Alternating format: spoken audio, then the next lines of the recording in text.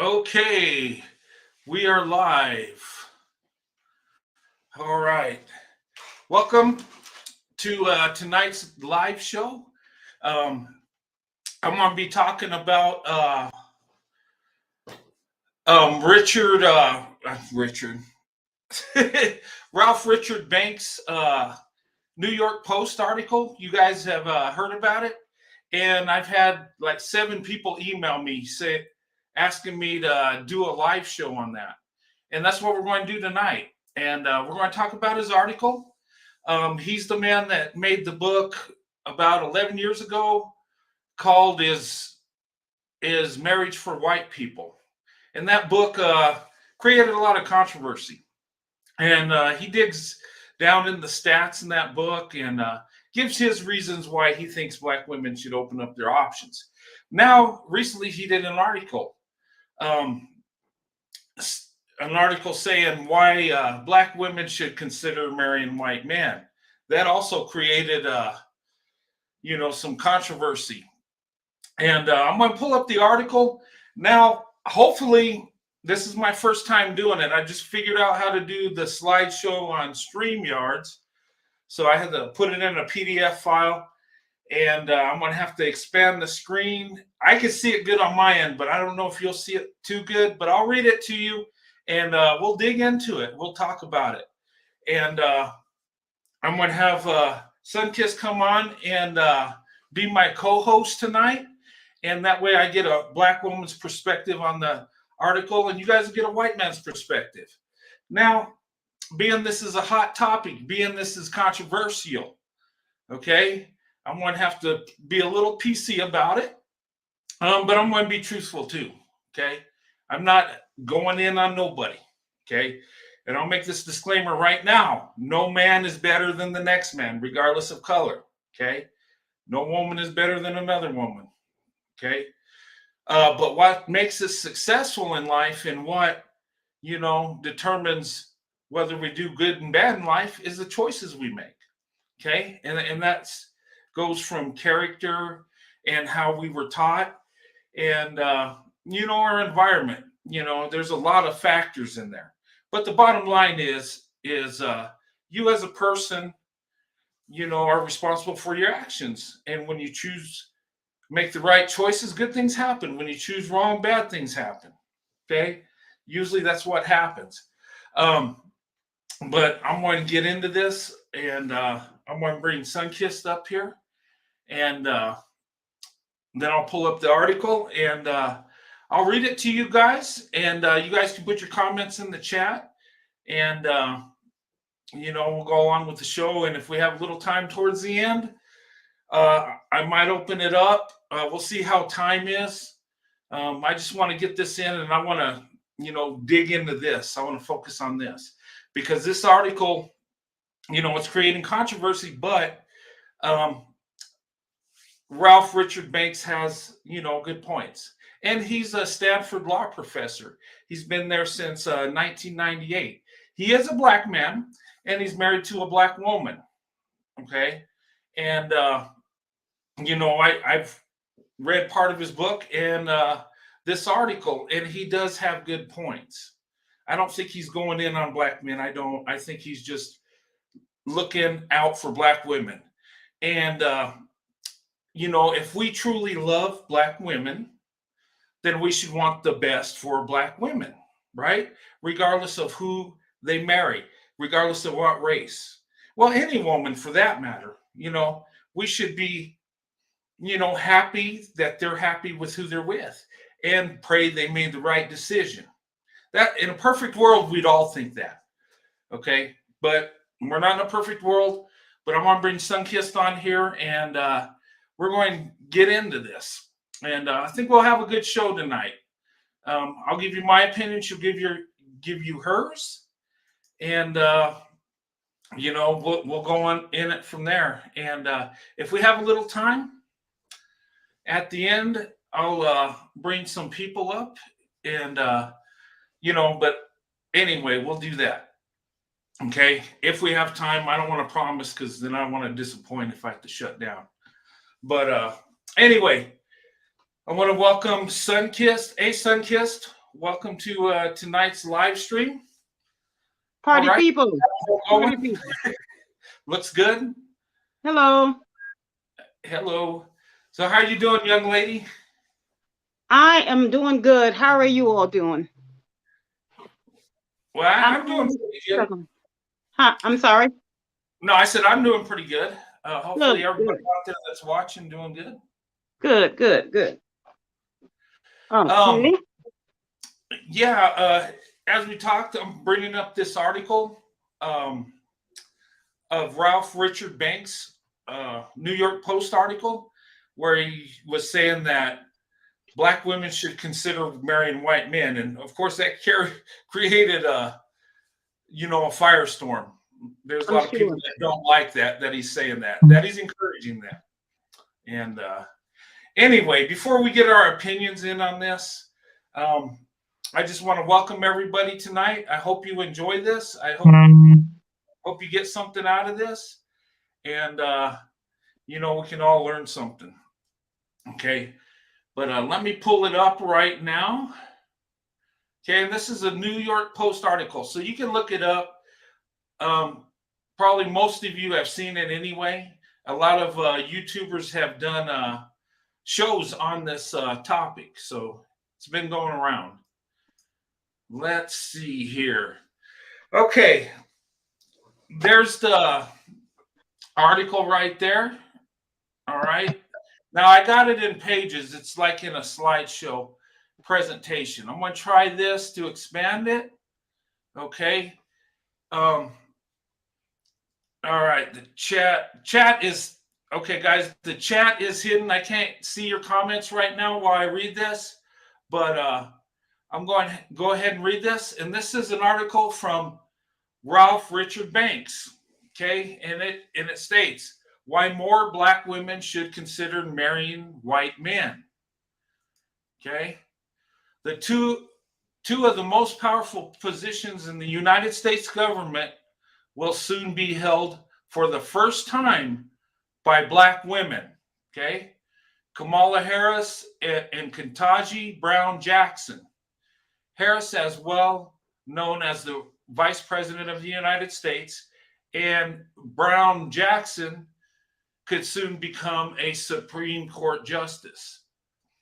But Harris and Brown Jackson also share a personal attribute that is equal, noteworthy. Each has a white husband. Okay, they both have white husbands.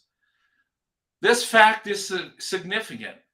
The effects of racism have left well-educated black women with punctuality of black male partners. According to the Brookings Institute data, black men are less likely than black women to have completed high school and 50% less likely to have attained a four-year college degree.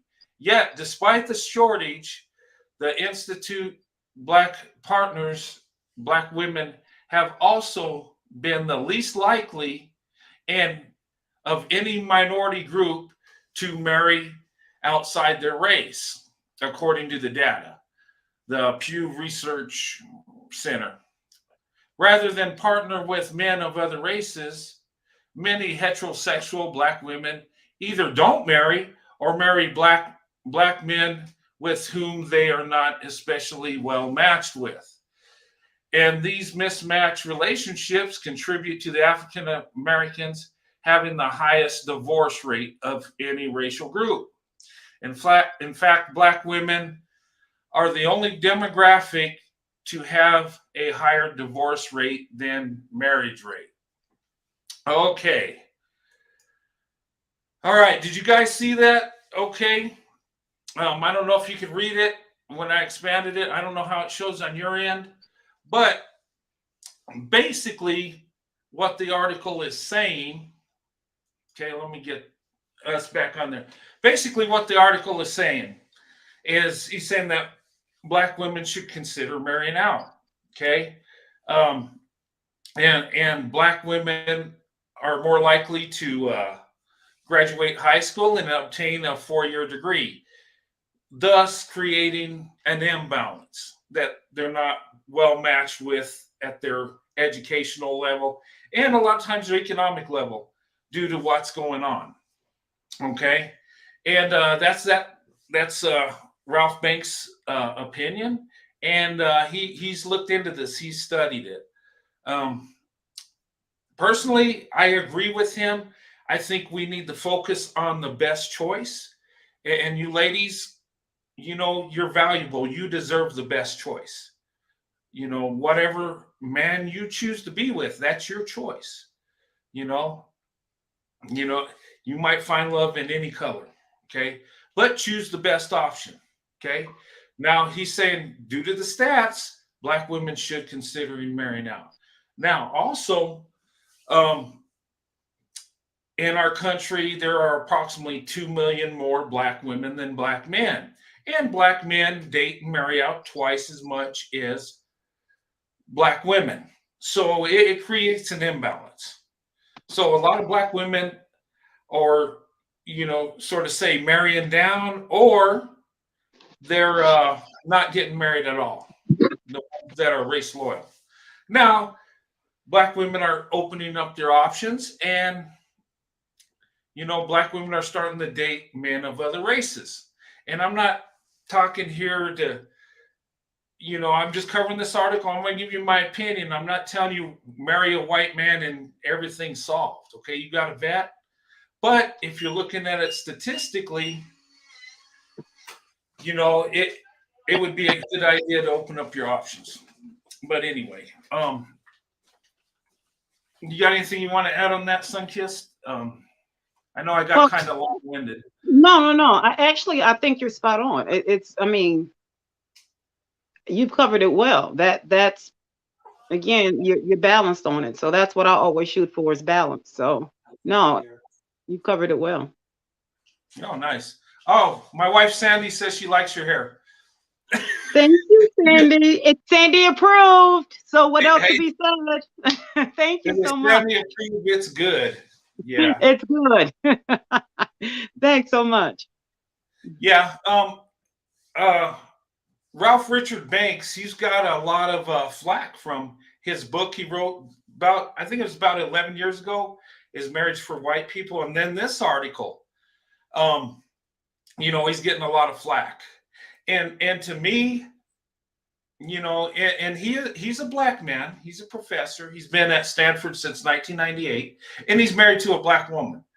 What I see is for him to come out and say this, he's going to get beat up on it. So I mean, that to me shows character, that he can go in and just speak what he feels is the truth, right? And a lot of people don't have that courage. And in my opinion, the man is looking at black women and their options, the possibilities. And in my opinion, I'm going to say this. I think if we love black women, like we say we do, right? And especially black men, you should want black women to have the best option, even if it's not your race, Mm-hmm. Yeah. Yeah. I agree. Yeah. Mm-hmm. So, Oh, I'm sorry. Go on, Brent. no, go ahead. No, and I agree. In the black community, we often hear black men referring to black women as queens. Regardless of what social class, we hear so many to refer to black women as queens. And so when we hear that, most black women, whenever she hears that from a black man, immediately most black women immediately take that as a compliment, or she feels a certain type of way. And most of the time, I'm assuming that most black men have a certain mindset, if you will, when they say that. So with that being said, if that is considered a term of endearment, then you would think that that black man would want her to be treated a certain way if he views her as a queen. I'm assuming that if he wants her to be treated as a queen and nothing less than that, when we think of a queen, she's sitting here and a princess is right underneath. So that queen tops off. She tops off right there. Can't get no bigger, no taller, no higher than a queen. So then you want her to always be elevated and sitting right here. So if she's a queen, then why would you want her to be treated less than that? You're not saying, okay, you're a queen other than, or you're a queen until then, or you're a queen only by, or if you're a queen and you stay there. And so if she's a queen, it shouldn't matter what her king looks like or what color her king is. She's a queen. And so I find it interesting that now all of a sudden this queen is sitting as a supreme, and she's sitting amongst dignitaries, all these potentates, and yet now you're demoting her as a peasant. She's now underneath a princess. I find that interesting. Yeah. And now, because she is wanting to be married, and in her eyes, in the way that she's keeping herself elevated, she doesn't want to be a baby's mama. Okay, so that should keep her as a queen. She doesn't want to be married to someone that's less than. She doesn't want to reach down and to dig beneath her. So that should keep her elevated as a queen. I don't know what, somewhere, maybe you can help me to see where Okay. I don't understand why she's been treated. Okay, you can help me to understand this, because she's keeping herself elevated as a queen. So now all of a sudden she's being demoted. She's being, again, you can help me to understand why okay, you can take the wheel. You take the wheel. Yeah, let me try to understand. And I might not understand. I'm just giving my best thought forward. I think what's going on is it's controversial, and I think not with all people, but some people are, feel a certain way because she's got a white husband, and she's elevated to this high position, this prestigious position, and a Supreme Court justice. When you're a judge, that's the highest position ever. She reached the top. Okay, and I don't want to go into politics or nothing, but I don't do politics either. Anyway, either way, but yeah, of course. Yeah. But anytime somebody's nominated to the Supreme Court, it's a big deal. It's like the ultimate thing if you're a judge. It's the highest court of the land, and regardless of the politics of the judge that's chosen to be a Supreme Court justice, they've reached the top, and they're very successful. This ain't just some judges they just pick out of they have a history. They've done the work. They've moved up. They've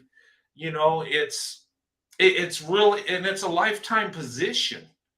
So it's very big. It's they have to die out of that position. So that I don't understand. Well, some retire out, they get sick or something. But it's pretty much a lifetime position.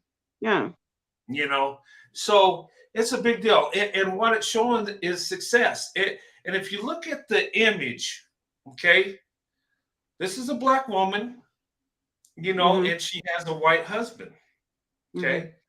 And Kamala Harris, has a white husband also, and that's what he was talking about. Because there are a lot of very successful black women with white husbands, and not to say Mhm. that there ain't those that have black husbands, no, but it Mhm. just seems like it's a pattern. It seems like the power couples coming through, and Mhm.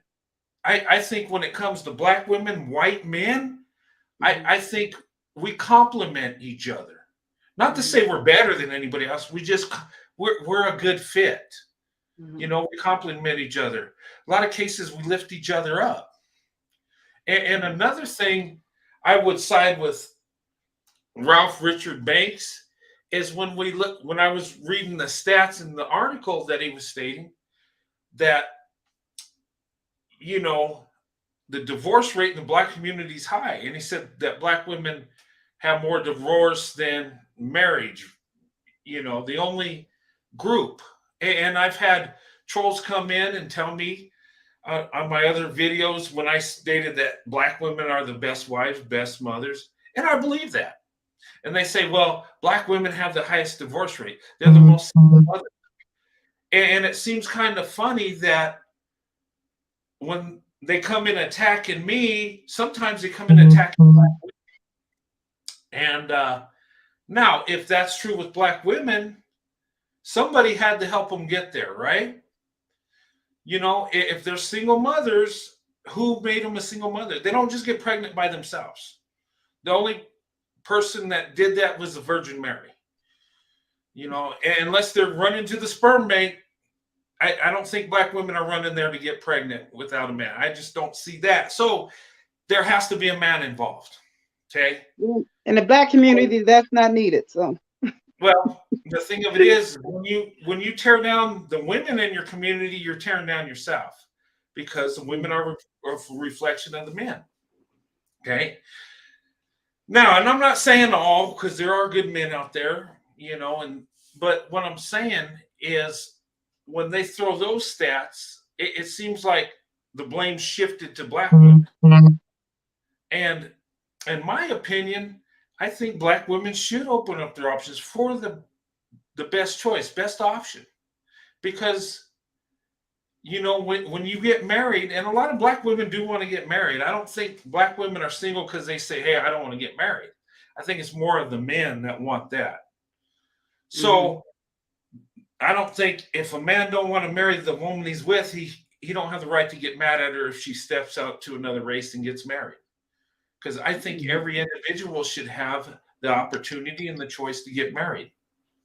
Um, Mhm. and looking at those stats, but carry it a little further. How do black women do when they're married to men of other races? Black men, Asian, Hispanic. Are we digging into that? Because it seems that black women, white men are doing very well when it comes to marriage. And I'll tell a little bit about my experience. In my family, both my mom's side and my dad's side, I have the most successful marriage. And I'm the only one that chose the black woman. And nobody's seen that coming. I did. I knew the truth. Mhm. So, and we complement each other. We really do. And that's why it works. And why would we want to stop that? Um, Mhm. and the world is changing, I think. I think we're going more of an economic pairing than just race loyal. Mhm. And I think we need to, because marriage across the board is garbage right now. I don't care what community you're in. We can Mhm. point the fingers at one, but we're all suffering. We're all so I think I would say to go off Richard Ralph Banks, what he's saying, I think all people should open up their options to get the best option. Mhm. And that's not attacking nobody, putting nobody down. Go where you're loved, go where you're celebrated. Mhm. And if Mhm. it's, a white guy, Asian guy, uh, go where you're celebrated. And if you Mhm. fall in love with that person, that's great. You found a blessing. You found Mhm. something many people don't have. So we should take this serious. Mhm. And, and there's going to be shaming. There's going to be people that are caught in their feelings. So what? Mhm. This is your life, you know? But, making, you know, but attacking another man, trying to make him look bad. I think it's better if you, as a man, show that you're the best option instead of trying to put down the other guy. I mean, to me, that just seems kind of weak. I don't know. You're being so kind. Am I being kind? Am I PC? Mm-hmm. Am I PC, guys? Am I doing it right? I love You you. said, I love you, everybody. You saying kind of weak. You're so kind. I love all my brothers. I love all three colors. I do. And I do. Seriously, I do. It's being, come on now. It's being spineless and weak. It's giving beta dust. My thing is just own it. If we were complimenting anyone, it doesn't matter what race of man. If we were complimenting them, everyone will want to come up and pick up their torch, pick up their accolade, as they should. But if you're wrong, you're wrong. I mean, whether it was you, me, or anyone else, we should own it. Own it. Whether it's good, bad, or indifferent, own it. See, the thing is, here's the thing. Us as men, as the human race, we should own whatever it is that we're wrong at. If we're wrong, we should own it. We should just take it and say, you know what, it doesn't feel good, and just say, okay, it is what it is. Let me just take what it is and say, you know what, it doesn't feel good, and as I always say, and just take it and just say, okay, let me just bite the dust. Let me just and just fix it. Take this positive criticism and just say, let me tweak it, and do what we have to do. Once we do that, the due diligence, and just move on to the next day. Okay. And then if a woman can do that, you times it by whatever for a man. Because if we're the weaker vessel, and if we have to do that, then what does that leave a man if he's supposed to be a man? Because if he can't do it, and when we can do it as the weaker vessel, where does that leave him? That makes him far weaker than us. And oh my goodness, how does that look? I mean, what does that leave him? I wouldn't even want to show him the mirror. So of course he should never want to look in that, which 9 out of 10, clearly they're not looking in that mirror. So my thing is this. Clearly, so you know what the book of James is saying, they're looking in the mirror, and I just say they today because I like to say we, us, I, because it's been an imperfect human.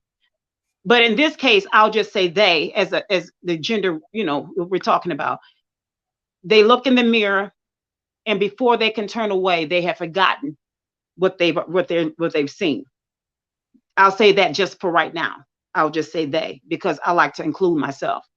So when we're talking about marriage, so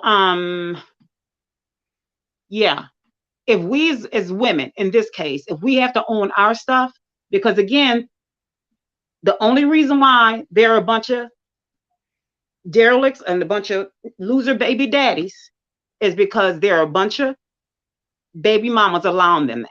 Because so if Black women have to take the L for that, and Black women must take the L for that, then Black men have to take the L too. And so that and if there are a lot of Black women are now requiring that, and Black women have to take the L for that, then that means Black men have to take the L too. So my thing is, again, it's balance. So with that, the only reason why that author he only has information to write. He only has what he has to write to be able to publish that book, because there's something there to write. Mm-hmm. Yeah, I mean, you're right. And when and that's coming from a Black man. And I applaud him, because he's getting stoned to death. Oh, but he's man enough to take it. I applaud him hard. Yeah. What does he have? I mean, come on now. He's a Black man with a Black wife. He's not pandering at all. Come on. I mean, you know what I'm saying? What is he? I mean, come on. He's telling the Yeah, truth. yeah. Well, it takes a lot to stand up and just say that and go Yeah. public, tell the world that you know that he's going to be attacked, and Mhm. but here's what I see, and I'm outside looking in, and you know, but what I see when it comes to women, when I look at black women, Mhm. I see, there's an image I see, and I've seen so many years, and I'm not trying to fluff up black women, Mhm. but you guys have a professional look to you. You guys, when I say you guys, black women, Mhm. you're beautiful and you're unique. You're different. And, Mhm. when you're in that professional mode, and you carry yourself well, you dress well, it says a lot about you. And black women are traditional. A lot of black women are traditional. They believe in God, they're spiritual. For me, the thing I always loved about black women is they're easy to talk to when you get to know them. They're easy to, have a relationship with. When, I'm just talking about friends. It just seems like black women have a big heart, and when they open up to you, you know, you can feel it. And that's me as a white man outside looking in. This is what I see, guys, and that's why I married my wife. Because I seen those qualities and I fell in love with those qualities. I wasn't just sitting at her looking at her with lust, and no, it was deeper than that. And our marriages last so long because it's built on love. You know, we, we love each other, and we took our marriage vows seriously. And it seems like black women and white men, and I'm generalizing here, but it just seems like we're more structured. It seems like, you know, we're more disciplined. We're looking beyond the physical attraction. Mhm. And I'm not saying every one of us are like that. No, but it just seems on the collective, we're successful in that boat. And if these guys that tell me, hey, well, black women are the most single mother, they're the most divorced. Okay, well, that tells me that black women need to open up their options to do something to correct that, right? But Mhm. here's the thing: if the women are messing up, they can't do it by themselves. So, when women are messing up in your community, man, it's your fault. It is. You're the leader. You're the head of the household. You're the leaders of the community. You're the guardian of the family. Um, Mhm. that's how it is. You know, and that he came in and he wrote that article. Yeah, it's controversial, but you know Mhm. what? Honestly, is it not true? I mean, we can look at stats. Mhm. And if sometimes it's best to just take the L and own it, because then you can turn it into a W. You can turn it into a win. You know, the amazing thing that God gives us is we could come to Him and we could turn things around. We could be a deadbeat dad and spin it around. We can. You know, we could be a single mother and spin it around. Okay. And when we talk about single mothers, I blame the men. I don't blame women. Yeah. Because guys, Mhm. you're the leaders. You To throw women Mhm. under the bus to me is weak. It's feminine. It is. Mhm. Just own it. Hey, and some men have. They say, you know what? I have a child out of wedlock. I messed up, but I'm going to try. I'm going to do my best to make it right. And you can redeem yourself of any sin. And but I agree with, and people are going to go in on me. I agree with Ralph Richard Banks. I think he's a Mhm. man of integrity. I think he's a man Mhm. of courage. And Mhm. kudos to him for speaking, what he sees, for telling the truth. Mhm. And the truth hurts. It's Mhm. like a double-edged sword, and we're all going to get cut by that sword. Yeah. Um, And you know what I wanted to touch on too is when we say, you know, and here's the thing. I'm big on balance. When Black women have to take the L, again, yeah, I, I must say that. But here's the thing. This is not an excuse for Black women to continue to taking the L's and constantly put themselves in the same situation. That's not what I'm saying here. But when Black men say, when Black women complain and all that, and they always say, well, you should choose better. And when these Black women say, okay, and they end up on channels like this, looking to choose better, and or they say, okay, I'm gonna do what Sierra did, because you know that's our number one template for Black love, okay? And Hey, they that's a good choose. example. Yeah. That's our example, exactly. And they choose better. They choose a a Russell Wilson, true Black love, or they decide to open up their options, as they should. Anyone should, because you know, and it's the Acts 10:35, that God is not partial. He accepts anyone that is righteous. And so we shouldn't be partial, because Eve is the mother of everyone. Eve, she's a mother of everyone. So with that being said, we shouldn't be partial. So the thing is, when these single baby mothers decide to date out, marry out, choose better, which is what Black men that's always their go-to, then what is the complaint? And then you have a Black man that writes a book on it. What is the complaint? Answer me that. Answer us that, as Black women. What is the complaint? You say choose better. Whether I'm not a baby's mother, okay? I'm not a baby's mom, but the thing is, I'm choosing better, because I've already tried this. I'm getting the same results. I just haven't, I've never been pregnant, never done what it takes to be pregnant.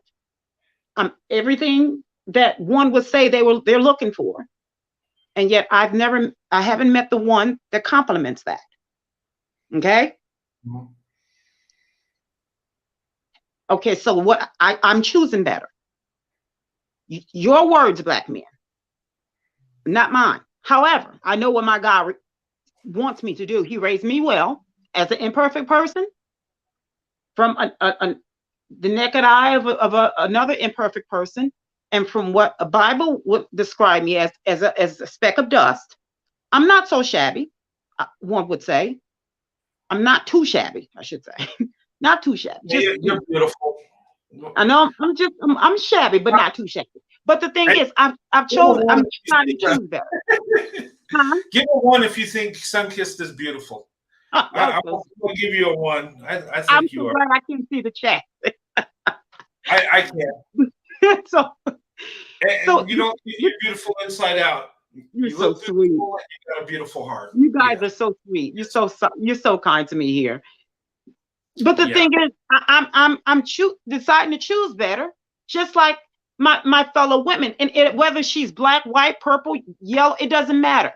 Any woman that wants better for herself, her daughter, her niece, her nephew, or niece, or her cousin, her aunt, whatever, we wanted her to choose better. So my thing is, if we choose better, what is the complaint? Especially a Black woman that has a hard time getting married. If we choose better, what is the complaint? This is what you say to do, which will make sense. Thank you. Thank you for suggesting that. But what is the complaint? I think some of them, the complaint is choose better within the community. I think that's what they're saying. Not going to happen. Not going to happen. Okay. No, but I think that's what it means. Yes, just sit back and wait. 49 going on 100. Okay, not going to happen. So, but hey guys, look at these professional black women though, married to white men. I mean, Ketanji Brown Jackson, new Supreme Court justice. Kamala Harris, was she black? She said she was Indian before the election. Um, I better stop. But look at Tamron Hall. She's married to a white guy. You know, just look. I think Diane Carroll was married to a white guy. She was famous. Donna Summer. Yeah, I'm just thinking about Iman. Iman, yeah. Diana Ross. Yeah, Diana Ross. You know, and I'm Alfre Woodard. Yeah. What's that lady's name from? Gosh, I can't think. Is her name Winfield or that lady from the lady from that movie? You my Angela Whitfield? A Thin Line Between Love and Hate. Yeah. Who's that lady? That is it Angela? What I mean, is it I forget her name, but is it Angela Whitfield? What is her name? Angela Whitfield? No, it's not Angela Whitfield. I can't think of it, but she is. I want to say, but yeah, I forget. They might need to put it in the chat. I can't remember her name. And of course, Serena Williams, and of course, Eve, and Serena. Yeah, and her Serena and her sister. Oh yeah, Venus and Serena. Venus. Yeah. Yeah, I think Venus always dated white men. She's always she's always dated. Right. It was new for Serena because she was with black guys, I think. Yeah, but she wanted to date. She wanted to marry Gabrielle Sidibe. They dragged her for being white, and she said she's always wanted to marry black. They always wanted to date black, but they always laughed at her and used her as punchlines and jokes and all that. But soon as she dated white, she got dragged. But the thing is, come to find out, they said that she was his sugar mama, but come to find out, this guy's loaded. He's loaded. Yeah. He's loaded. Lynn Whitfield. Lynn Whitfield. That's what it is. Yeah. Lynn Whitfield. Yeah. Yeah. But and I, these women, I believe, would have been famous without the white guy. I'm not saying the white guy's the answer. No. No. They would have. Yeah. He is. Asians, they're economically in the collective are doing the best economically. And a lot of them were immigrants. So that says a lot about Asian men, ladies, and people think that I do this channel to uplift white men and attack black men. No. I'm all for interracial relationships across the board. Having the freedom to marry and date who you want. That's, everybody has that right. But Asians are, and they seem disciplined. A lot of, family traditions and culture. It might be kind of harder to dig into that because it's new to them, interracial relationships. But you just got to get to know people. And sometimes you fit with somebody that just don't look like you. And I fit with my wife, Sandy. I'm blessed like no other. And we come from different, backgrounds and stuff. We look a lot different. She's the darkest of the dark and I'm the lightest of the light. And we come together. We love each other. And that's what it's about. We opened up our options, and everybody should. And you know what? And I think what Richard Ralph Banks was saying is, look, these women, they're getting with these white guys and being successful. So that should say these white men ain't such boogeymen after all. Mm-hmm. Some of them are all right. Some of them, match well with these black ladies, these successful black ladies, and I think they're very supportive. They're very supportive of their black wives. I noticed that. It's And you know they what? don't try to sabotage their success or Yeah, stifle their success in any way. yeah. And let me tell you, ladies, us as white men that love black women, we love black women. You've heard me say it over and over, and I'm not just fluffing you up. I'm speaking the truth, and when it comes to my wife, I do everything in my power to make her feel comfortable and loved. And you think I'm saying I love black women a lot of my chat? You got to see me at my house. I tell my wife this 2, 3, 4, 5 times a day. Um, but those of us that love black women, we're real supportive. We really are. We're into you. We think you're awesome. We think you're everything. So of course we're there for you. Um, those of us that truly love you. Now there are some guys that'll try to hook up with you. I mean, there are men that just want to do that, but you find the one that truly loves you, he'll do whatever it takes to make you happy. I'm just saying. Mm-hmm. But And it's always going to be, whenever there seems to be a trend, if there is a trend, regardless of what, whether it doesn't matter. And if there is a trend or seems to be a trend of anything, it's always going to be someone sliding in to try to take advantage of a situation. So again, that's what, vetting. That's why you always push vetting. You always big on that, and that's so good at to always vet. That's what courtship is for. That's a part of the vetting process is for. The kid had a white husband, but I think she was half Yeah. black and white. She's biracial, wasn't she? I think she was. But yeah, and here's the thing. She wanted she tried to date black. She tried to date Samuel L. I mean, not Samuel, but James Earl Jones and what was his name? Who was this? Harry Belafonte, was that him? Yeah.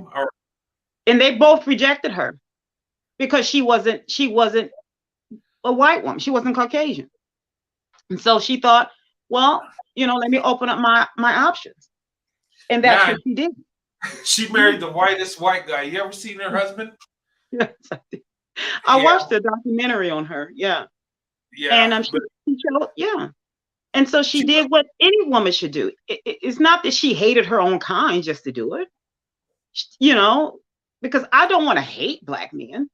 You don't have to be disagreeable just to disagree. You just and I don't understand why black women have to always put out a disclaimer or feel that she has to, straddle the fence in a sense. Like, well, let me kind of like do this and be soft, be easy over here just to appease both sides. Just do you. Just you don't have to hate the black man just to, no, just do you. Like we always telling the white man, be yourself. Well, black women, be yourself. Be fair. Just if you want him to be fair to you, the white man to be fair to you and be himself, we need to be fair to him and be ourselves, So again, and that's what I appreciate about Eartha Kitt. She was just herself, and I think that's just the way to be authentic. You want him to be authentic, then you be authentic. It's as simple as that. So she really was authentic, and I value that about her. Yeah. Because you better believe some kid's gonna keep it. She's just gonna be a buck, not a food stamp. Trust whoever's looking. Yeah. Bump. No food stamps here. Okay. All right. So that's the way it's gonna be. Yeah. If I can't spend you well, if you're a food stamp, I'm gonna spend you either way. But if you're a buck, I'm gonna spend you both sides, food and clothing. So you better come right. So it's as simple as that. And it's just, come on now, really. And all seriousness and all joking aside, I think black women should watch that with Eartha Kitt. I value the way she came. Yeah. Looking at this is a beautiful sight, right? The black woman going to the top and her husband there supporting her and stuff. That's awesome. And you look at black women, and black women's image has changed They're not loud and crazy like the media would try to make you believe. They're actually like Ketanji Brown Jackson, all the I way to am. you know, I am. like Tamron Hall. Look at her, so Yes, successful. they're Look, very look, refined women. Very look. refined. Yeah, look at Condoleezza Rice. Very Hmm. intelligent, very eloquent, very Hmm. professional. Hmm. We're seeing black women doing amazing things, Hmm. and to me, that's always been attractive. Whenever I seen a black woman, before I married my wife, I would see one that was professional, carried herself well. Hmm. It was so attractive. It was like, the educated black woman to me is attractive. The professional black woman is attractive. Hmm. Now she may be way above my level, but I'm still attracted to that because it's beauty. It's how she carries herself. Hmm. You know, black women are traditional. The traditional black woman's really attractive too. You know. I think again, I think everyone has three sides, Uh huh. and I've heard this before, and it's true. We have a public side, we have a private, we have a secret, and I've said this Oh before. yeah. No, And I'm. I think, and I really appreciate that. It's just a side, and it doesn't mean a creepy secret. It means a secret side. It could be a secret side that you just don't want anybody to know. Probably not even your therapist, because it's just It's too a painful. special It could be place you. that. Yeah, it's Yeah. just maybe too painful to share. But the thing is this: I think the black woman that is being shown on social media today is dispelling that whole ghetto stereotypical black woman that has always been aired Yeah. out to the world. And I'm glad to see that it's not that we're not just one way. you know um are there ghetto black women? Of course, but it's ghetto, trashy non-black women, you know Yeah. um It's all across the board. it's Yeah. across the board. So I'm glad that all sides are being shown from every angle of every ethnic, you know. Yeah. But So yeah, I'm glad that these, like you said, these refined women, black women, are being shown. So yeah. yeah. But you know, I I just want to mention that black women's image has changed. You come in my neighborhood, it's mostly Hmm. white, but they have the utmost respect for black women. They think black women are, got it together and successful. That's the image right now that's being shown. Hmm. It really is, guys. And that's black women that earn that. That's them. They're the professional. They're the traditional woman. Um, and I was so attracted to that my youngest daughter, I was watching TV. This was back in 2000 because she was born in 2001, and I was watching the news, and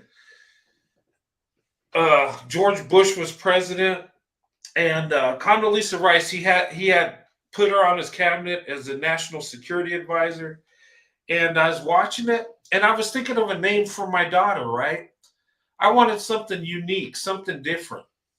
And at the time, I didn't even know who this woman was, but I saw her name, Condoleezza. I was like, man, that's a neat name. It's different. Nobody else has that name.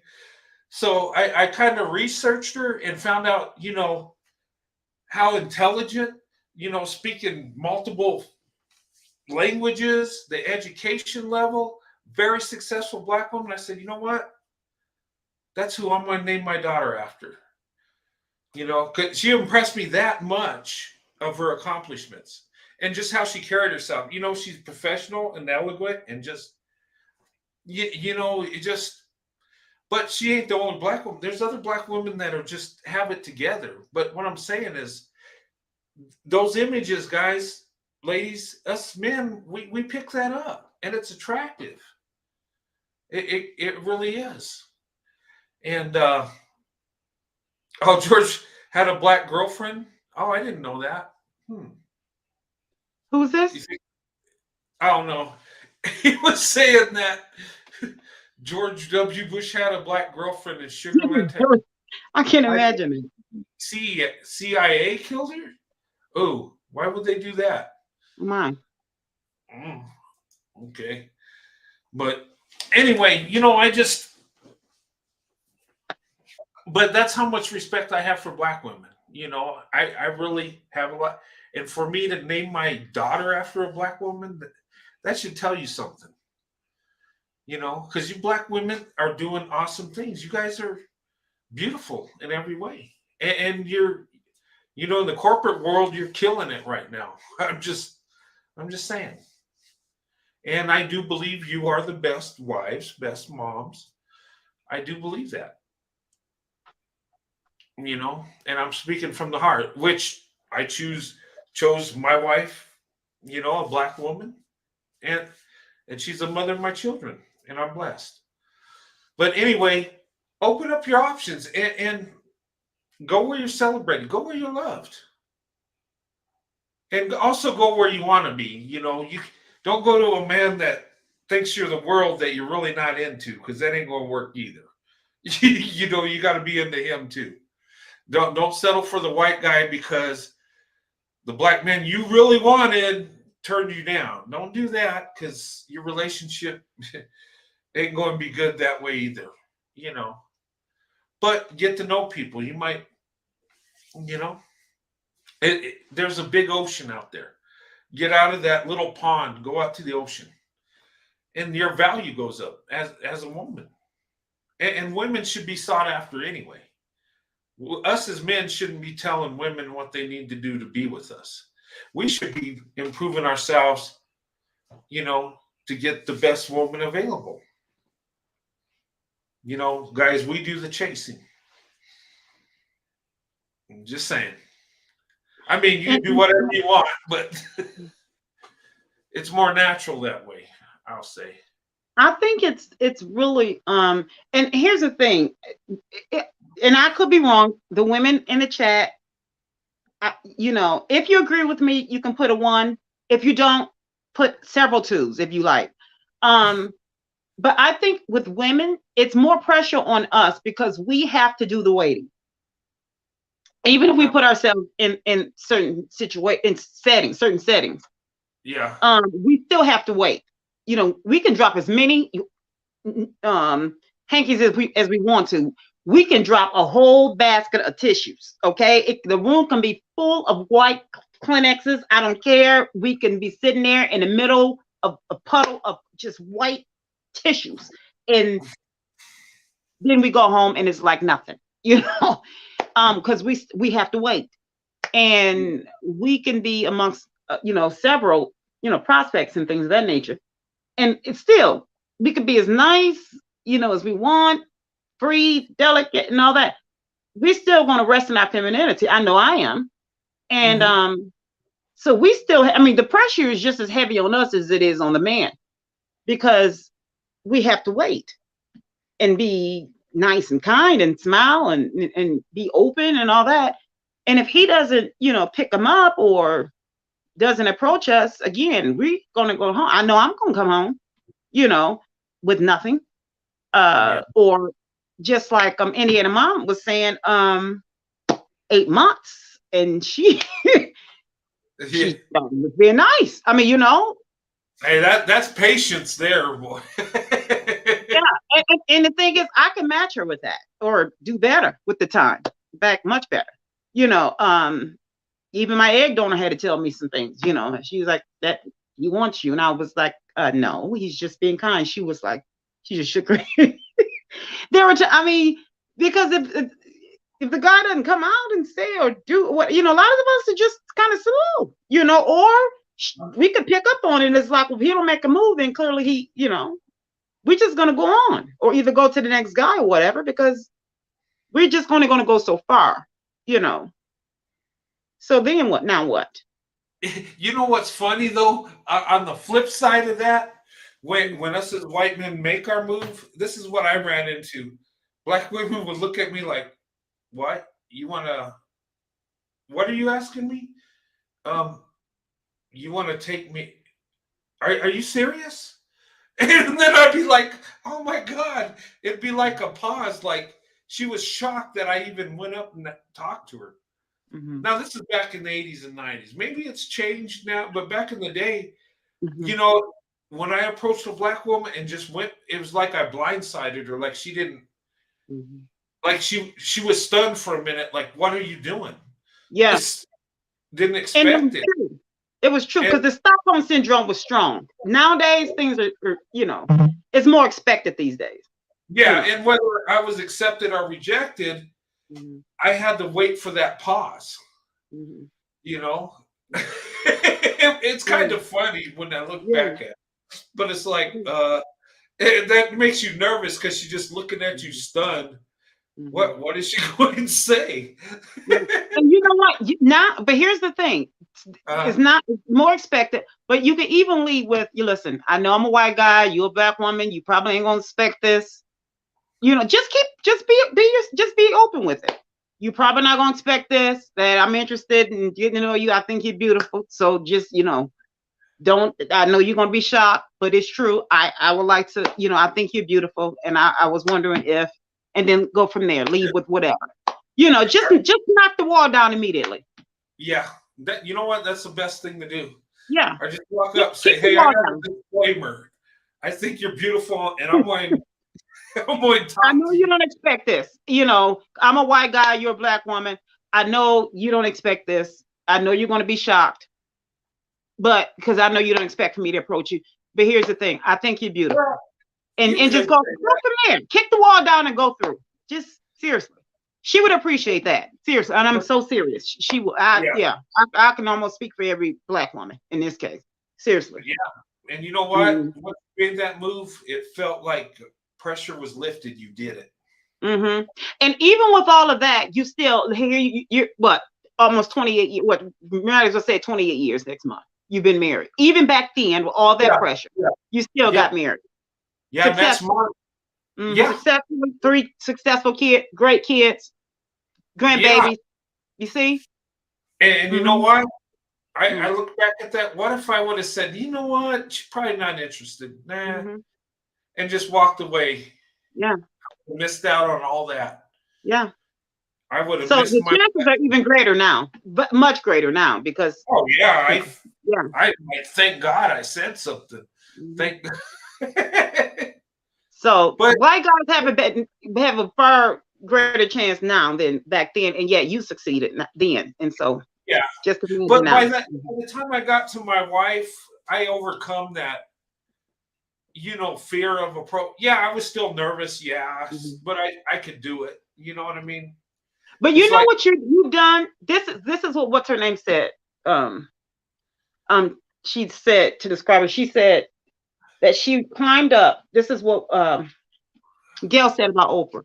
That Oprah climbed up, and then she reached down. And a lot of people will probably disagree in a lot of areas, but hey, everybody have their opinions.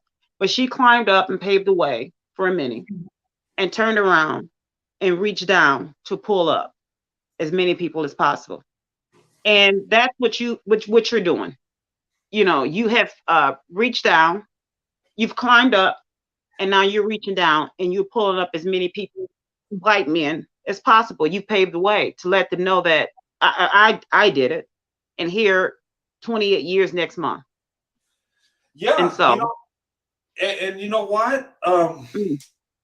Sometimes people get courage by seeing other people do something. Yeah. You ever heard about, we talked about like a victim of something. People are afraid to speak. They're afraid to speak out. Yeah. Until one person does it. Yeah. And then guess what? Other people come forward. Yeah. Yeah. And it's like just sometimes it takes one person with courage. Exactly. And just like the Me Too movement, and one person and the next person, and next it was a whole Me Too movement, and next this guy didn't think that he was touchable, and then look at what happened. Look how huge he was, and now look. So yeah. Yeah, It's no true. doubt. The same thing in this. The only this is something that's positive. So look at how many and you know what's funny? Just the other night, I was at Walgreens. Actually, I did this just the other night. This happened twice. I do this all the time, but been doing this since the 90s, but even more so now because I see more of interracial couples, black women with non-black men. But I was at Walgreens, and it was, like I said, they're getting younger and younger, but it was a young black girl with a white guy, and I got out my car, and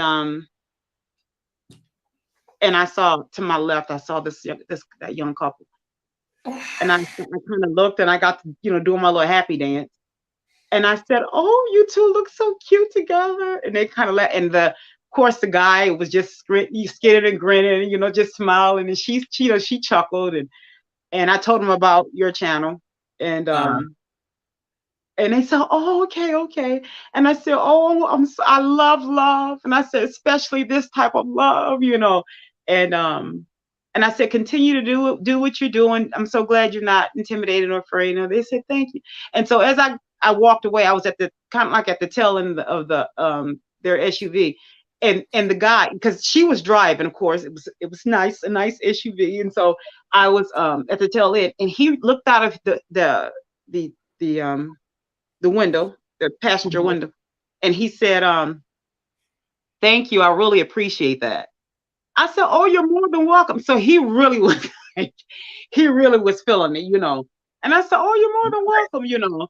So I was like, I said, "Oh, I could tell I made his night." So it's like it's of the norm. It really is of the norm. So it's really huge. And it's not really what I would call a trend. I guess that's the word to use, but it's really of the norm. But yeah. you could tell it was like that was like they were really comfortable with one another. So you know, Yeah. I can tell this is just the way it is. It's a way of life. Yeah. Yeah. And I see we do have a movement and we're coming together in different areas. Yeah. When when you get like people swirling the divestment, the Mhm. investment, and it's like we're in it in a different Mhm. way, but we a lot of times reach the same goal. Mhm. Um, Mhm. it just it is a movement. It's something that's happening, taking place. And Mhm. it's not and I don't think it's just a fad like, hey, let's do it. It looks fun. Mhm. I mean, for some people it's like that. For some people Mhm. that are swirling, they do it for the excitement. It's new, it's Mhm. different. Um, Mhm. but a lot of us actually do because that's what we want. You Mhm. know, there's Mhm. a lot of white guys out there and non-black men that want to be with black women. They're out there. Mhm. I wanted to be with a black woman since I could start dating. Mhm. Um, and that's just where my heart is. And I tell my story, and it started when I was young. And, I felt the love as a child. And it to me, that is pure. That's falling in love when you're young. It's pure Mhm. love, it's innocent. Mhm. And then when you get older, those desires come in, but then you already have that love in place. So I think it goes to better. It goes, it's more smooth. Of course you got a vet, but you kind Mhm. of, I don't know, maybe this is weird. You kind of slide into it better, Mhm. more comfortable. Yeah. Yeah. It just seems right. Mhm. Yeah. Mhm. Yeah. But that's true, and that's the way it's supposed to be. Because we said before that that's a part of the process. That's why it's in harmony. It's like a beautiful song. You can't skip that part of the process, because if you do, then it's like a scratched album. It's a scratch song. It's a scratch record. So no, that's why Mhm. it slides into the next into slides right to the perfect ending, because it's done right. So yeah, you're absolutely correct. Yeah. But look at the images of black women, white men couples. Hmm. Don't they look like they're happy? Don't they look they just look like good-looking couples. I don't know. They could be older, they could be young, it don't matter. I look Hmm. at that, I'm like, all right. I'm just like, it like makes me happy. It's like I don't know, maybe because it's a reflection of me and my wife in a way. Maybe that's why it makes me happy, but just seeing it. And they seem Yeah, like yeah. It's true. I agree. What's his name? That's all he dated was and his wife, just his ex-wife. I don't know what was up with her, but and like I said, we didn't live with him, so it's no telling. But what's his name? Um the one played Rayman, and what's his name? See, I oh, always Rain forget when I get Dustin on. Huh? Dustin Hoffman? Not not Tom, Dustin Hoffman. Tom No, Cruise? it wasn't Dustin Hoffman. It wasn't. He wouldn't play Rayman. It was Tom Cruise? no, was it Dustin Hoffman? Wait a minute, what was his name? I No, forgot not the Dustin actor's Hoffman. name. Hey Not guys, Dustin Hoffman. who is the actor's name in Rain Man? I thought Not it was no, that was Dustin Hoffman. But it's not Dustin Hoffman. That was right. You're right. But okay. not him. His name was he only dated black. He was married to a black woman. They just recently got a divorce, well, a year or two ago. Oh, Something like Robert De that. Niro. Robert De Niro. Robert De Niro. And she Yeah. really fumbled that bad. She fumbled that bad. But I yeah, I think she spent a lot of his money and stuff. yeah, I mean it's yeah, theirs because they're married, but I think she was uh yes. a Sis, little bit sis, sis loose on played the herself. money, I think. But I She think played she was herself. trying to do her business or something. Yeah, Um, but yeah, he's always been attracted to black women. Yeah. yeah. That's all he's ever dated.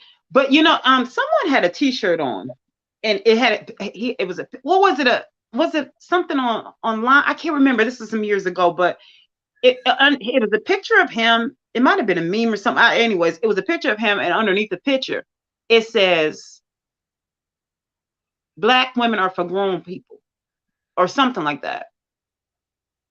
Something like that. Black women are for I've grown heard people. that expression. Yeah, or something like that. Yeah. And I thought about that. Now, here's the thing: that whoever put that out, their words, not it was their words. But here's the thing: um,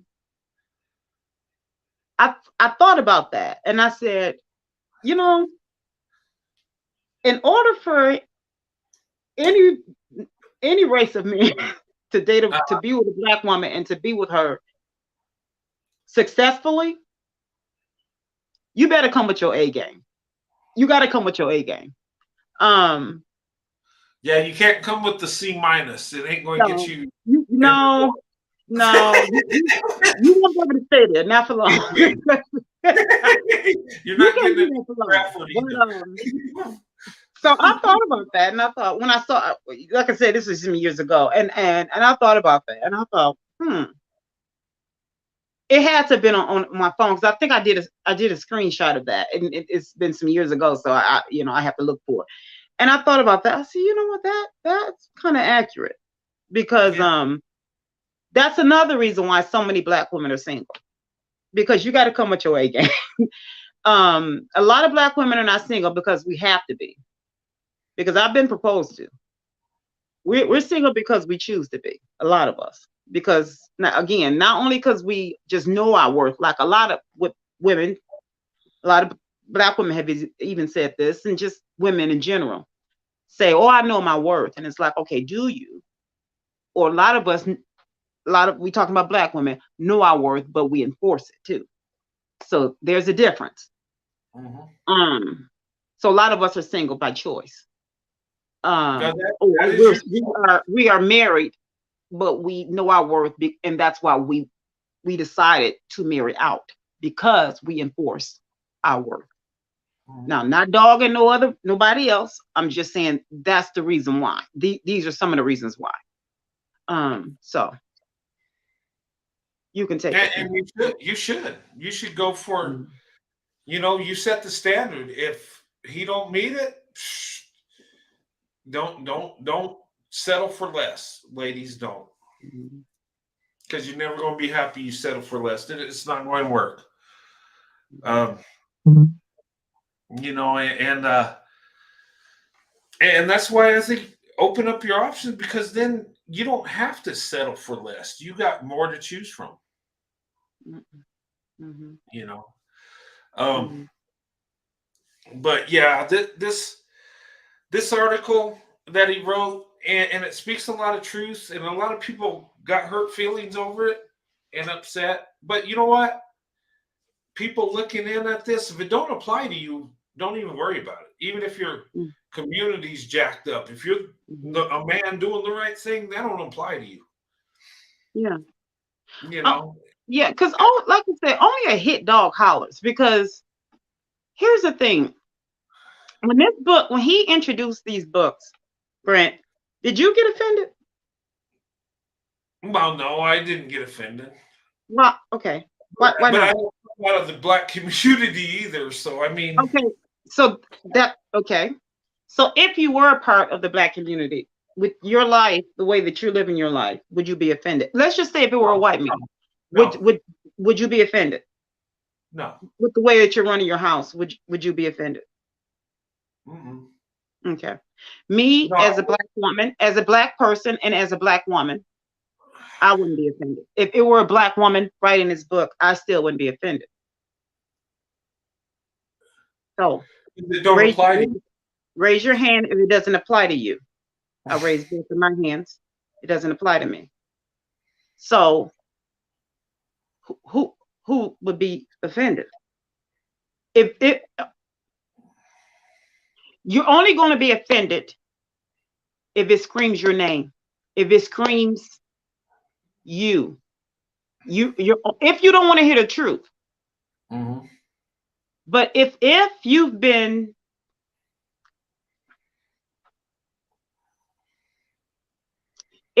told something your whole life, and again, I want to say that you and I have discussed this before. If you this is okay, I'm trying not to laugh. Hold on. I can't. Hold on. Hold on. Wait, oh, it, I cannot. I you're can't. making me laugh by trying not to laugh, Your and I dad. don't even I know can't, what you it's your want. dad. It's your dad. I cannot. Every time I think about your Oh dad, my God, yeah. Oh yeah. I He, wish I feel cheated because I haven't met him yet. But oh yeah. when you said your dad always told you the truth, I'm so sorry. I don't mean to laugh. Oh, Okay, I'm so my sorry. dad was brutally honest. Oh my god. I. You know what? If he said something good, it was like it was the perfect day. It was like you know everything was just lined up. It was like, gosh, I can't even explain. It was so great. Let's put it that way. But you know what, though? It kept me humbled and grounded. And that was the purpose. But growing up, I didn't understand it a lot of times. I felt like, gosh, my dad hates me as a son. I'm like, wow. It's Okay, just like everything I tell you, my dreams, you just shatter them right there. okay, I'm sorry. I really am sorry. Listen, this is I can not tell you, I'll tell you some stories. There was one time I used to watch football with my dad, and we're Dallas Cowboy fans, right? I said, Dad, when I grow up, I want to play for the Dallas Cowboys. He's like, No, you're not. You're little and slow. You ain't going to make it, but I'm sure you'll have a good job. I'm like, wow, you just I crushed me can't. like that. Like, and then you know, back in the '70s, Donna Summer was a big thing, and I always thought she was awesome, right? And I asked my dad about black women and white men, and as a boy, I was just curious. I said, "What if I had a girlfriend like Donna Summer?" And he says, "Oh, you like Donna Summer, huh? Well, she's black, she's beautiful, she's famous. and you're a little white boy from New Mexico, which nobody even knows where that is. So no, you don't have a chance. But I'm sure you'll find a good wife when you grow up. Like he just had a way. But you know what? Yeah. I laugh at it, but it broke my heart back in the day. But you know what was amazing is he always had something positive at the end. You See, know, and I, I, I believe in balance. that. I He believe would in balance. he would have He kept me. positivity, I but can't. it I'm wasn't sorry. building me up. You know, and let me tell you what he told me when he met my wife. Right, Hmm. and you know, Sandy came over and you know met the family, and you know everybody fell in love with her just because she's just got that personality everybody loves. Hmm. And my mom's like, she was like had a tear. Oh, son, you did good, and then my dad was like, okay, son, well you got my blessing, but if you mess it up, I'm gonna choke slam you. I'm like, what? I was like, be happy for me. You and my dad would never do anything violent to me, but it just the way he said it, like, hey dummy, don't mess this up. I'm gonna choke slam you. So, what and basically translation is, yeah, you got my blessing, and you know, Hmm. and congratulations, and we accept her into the family. That's my. I just translated what if you Yeah. mess up, Yeah. I'll choke slam you. That's what Yeah. that meant. That was your hashtag. That was kind of. It was like, I can't. Your dad. I wish I could. Here's the thing. Oh, every time I'm going to think about your dad, even if I'm at home alone, I think about your dad. I chuckle because not to say that that's listen. I'm not saying that that's the way people should talk to their kids. Back then, that's the way parents talk to their kids. Okay, no, but listen, things are different now, but that's how parents talk to their kids. That's how sane parents. Back then, that was sane. Then there yeah, were parents unlike that, and then that caused PTSD. That was your opinion. Your dad was okay with me because he kept it balanced. He led with something, then he followed with something that kept it balanced, and that was okay with me. he did. He and and the Yeah, message was, and he would tell me this. He says, you know what? He says, you're my son and I love you, but you know better than the next kid out there. He would just sit straight tell me that. that's it. That's it. And he wasn't like the dad that says, you know what, you're my son, you're special, you're going to be great. You Yeah, know, yeah. so, you know, when he does compliment me, I embrace it. I'm just like, Mm. I want to videotape it. I want to watch it over and over. And, oh, that's that. Let me play it again. Hmm. No, but, Yeah, and that's what's wrong. Like when and see, and that's the thing. Your dad would tell you the truth, but he would follow it up with something balanced and say, "Hey, listen, okay, I understand you may want this. However, this might not be practical, but what about this? You may be able to do this. yeah, You were a young boy, and he was raising you. He kept the balance. Now, here's the thing: there are some boys in certain communities didn't get that, and so they got coddled, and that was that part that shouldn't have been coddled, and it yeah, was nurtured, turned into maybe some narcissism, or just coddled and it turned into some beta dust, and then now adulthood appears and you dealing with too much estrogen, you dealing with you know you know adults having temper tantrums, full-blown narcissists, malignant, excuse me, malignant narcissists. You're dealing with those who just want to be, want to deflect, want to hide, throw rocks and hide their hands, want to be angry, want to, lash out, want to just run from, responsibilities, and want to, blame it on everything and everyone except for themselves. This is what we're dealing with. You know what? Mm, And what you're saying, and if see, my parents were teenagers when I was born. My mm-hmm, dad was 19, my mom was 17. mm-hmm, And my dad, married my mom because of me, mm-hmm, you know, and it didn't work out, but mm-hmm, my dad raised me. But I think if my mom raised me, I think I would have been a different person.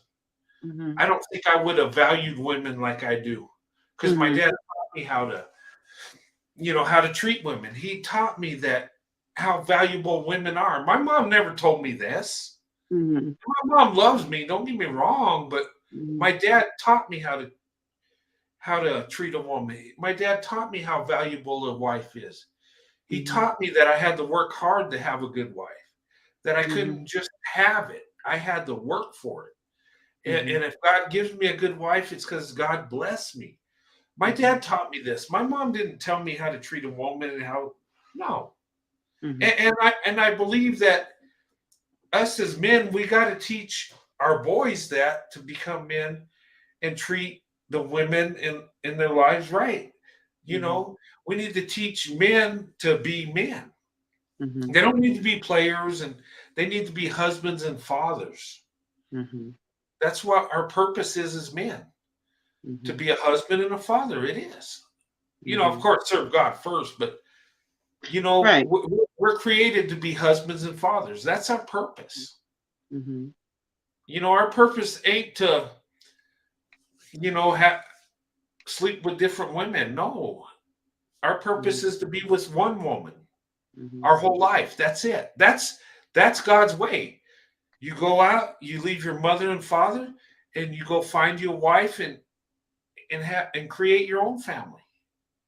mm-hmm, That's what we're supposed to do. mm-hmm, But we've corrupted it. You know, we've turned a blessing into sin.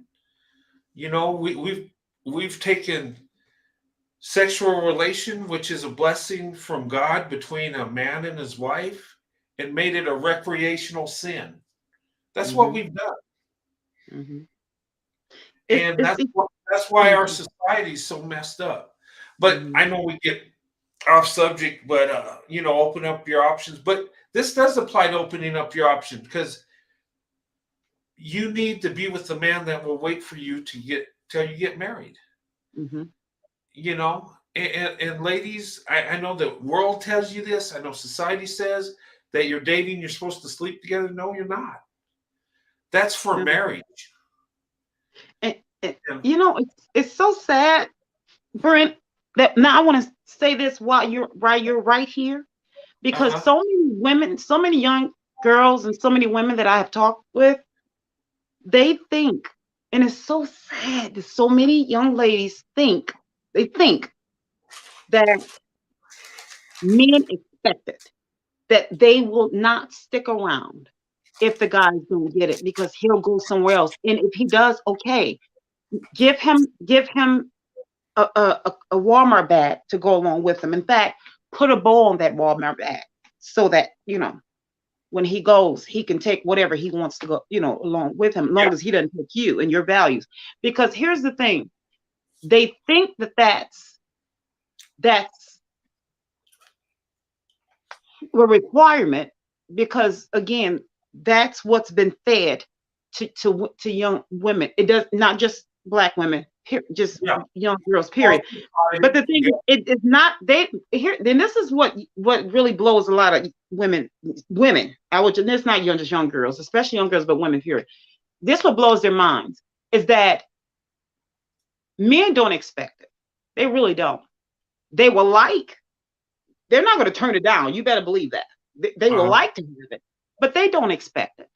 Men are spoiled because you have so many women making men think that they could have it. Oh, don't if they take you out to eat and oh, in a movie too? Oh my word. Oh, you better believe they're thinking that because that's what's they've been molded to think that, but they don't expect it. They're just sitting back to see if you're going to allow it. Because Mhm. trust me, I've gotten plenty of nice meals. I've gotten gifts. money, things bought from me and everything.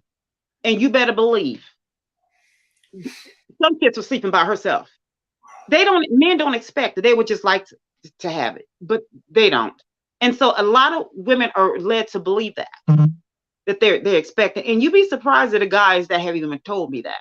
And I think I mentioned this to you before, that it was one guy. I could call him right now and we could have a relationship right now after all these years. 20, close to 20 years? No, more than 20 years. No, like he said, you all have the power. And we do. But a lot of women give that power away. Yeah, no, you do, ladies. You do. And like I said, don't give your, don't give your stuff up. You have the power. Yeah, J10 agrees with you. I agree with you that you agree with me, so that we agree with each other. So we both agree. We concur. Okay? You know what? I might be on the sidebar and agree with you. Somebody had a question. Let's see here. Oh my Lord, yes. All right, Karma's. Let's see. Hey everybody, I have a question. I've heard a few YouTube content creators say white men won't date white women if she dates black men. Why is what makes black men who's dated black men any different? That's a good question. But you know what? That is true. And not for all white men, but a lot of them it's true.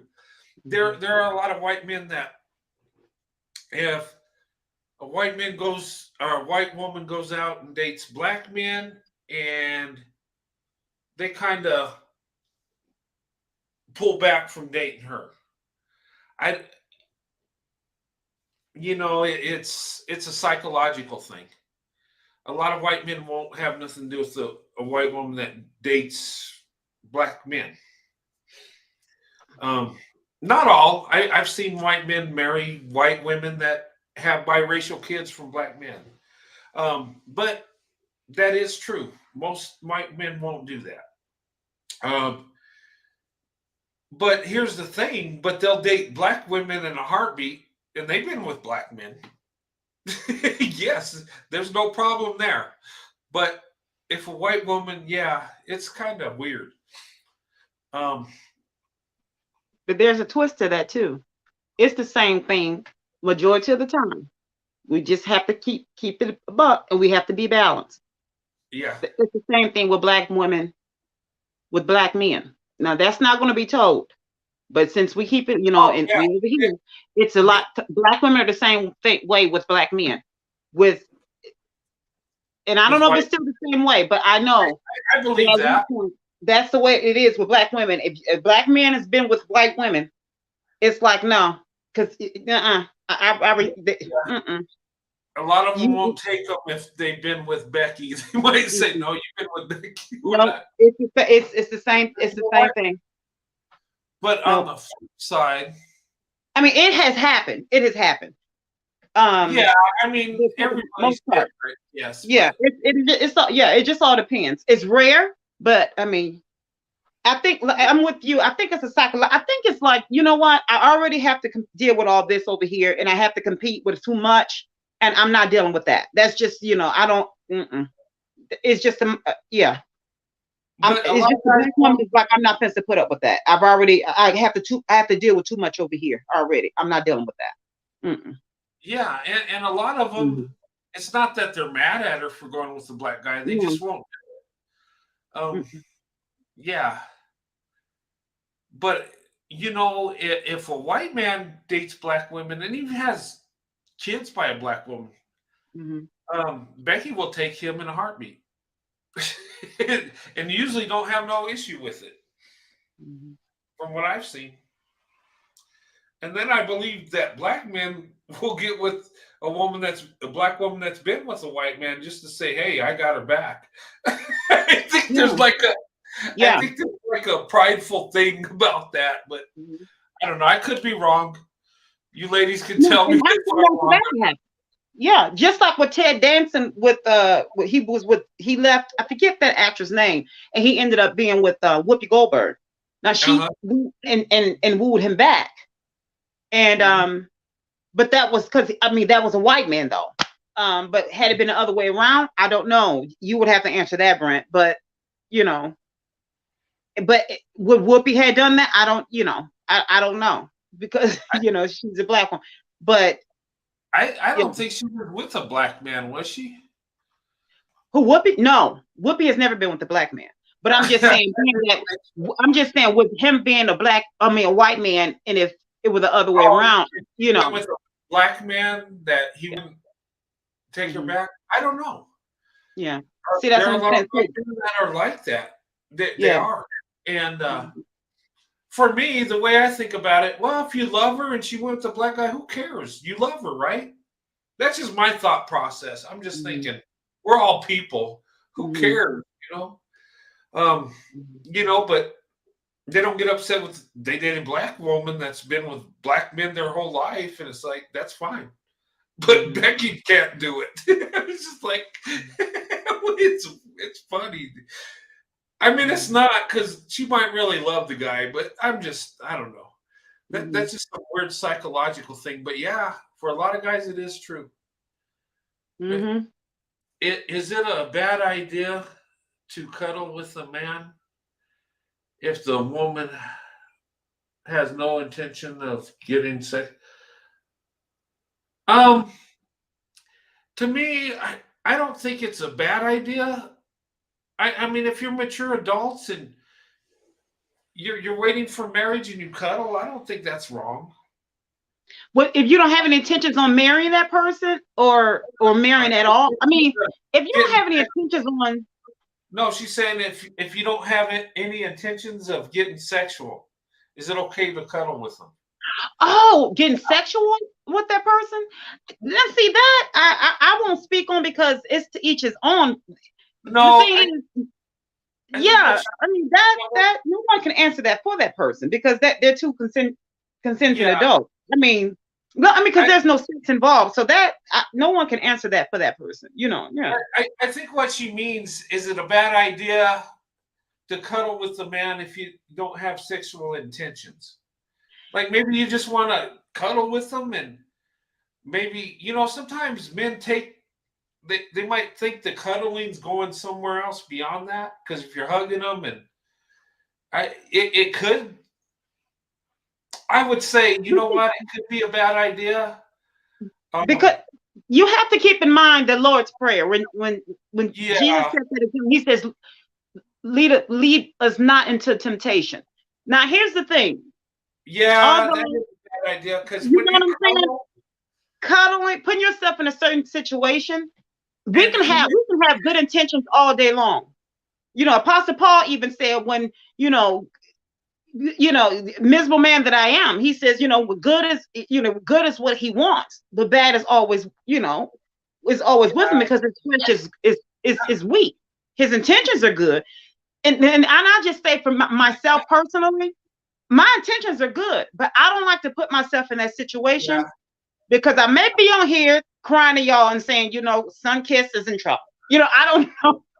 I don't know. I don't no like to put myself in that situation because I know that I'm imperfect. Now I can't answer that for you, but you I may would be a say different this. person. You know. I would say this thinking about that.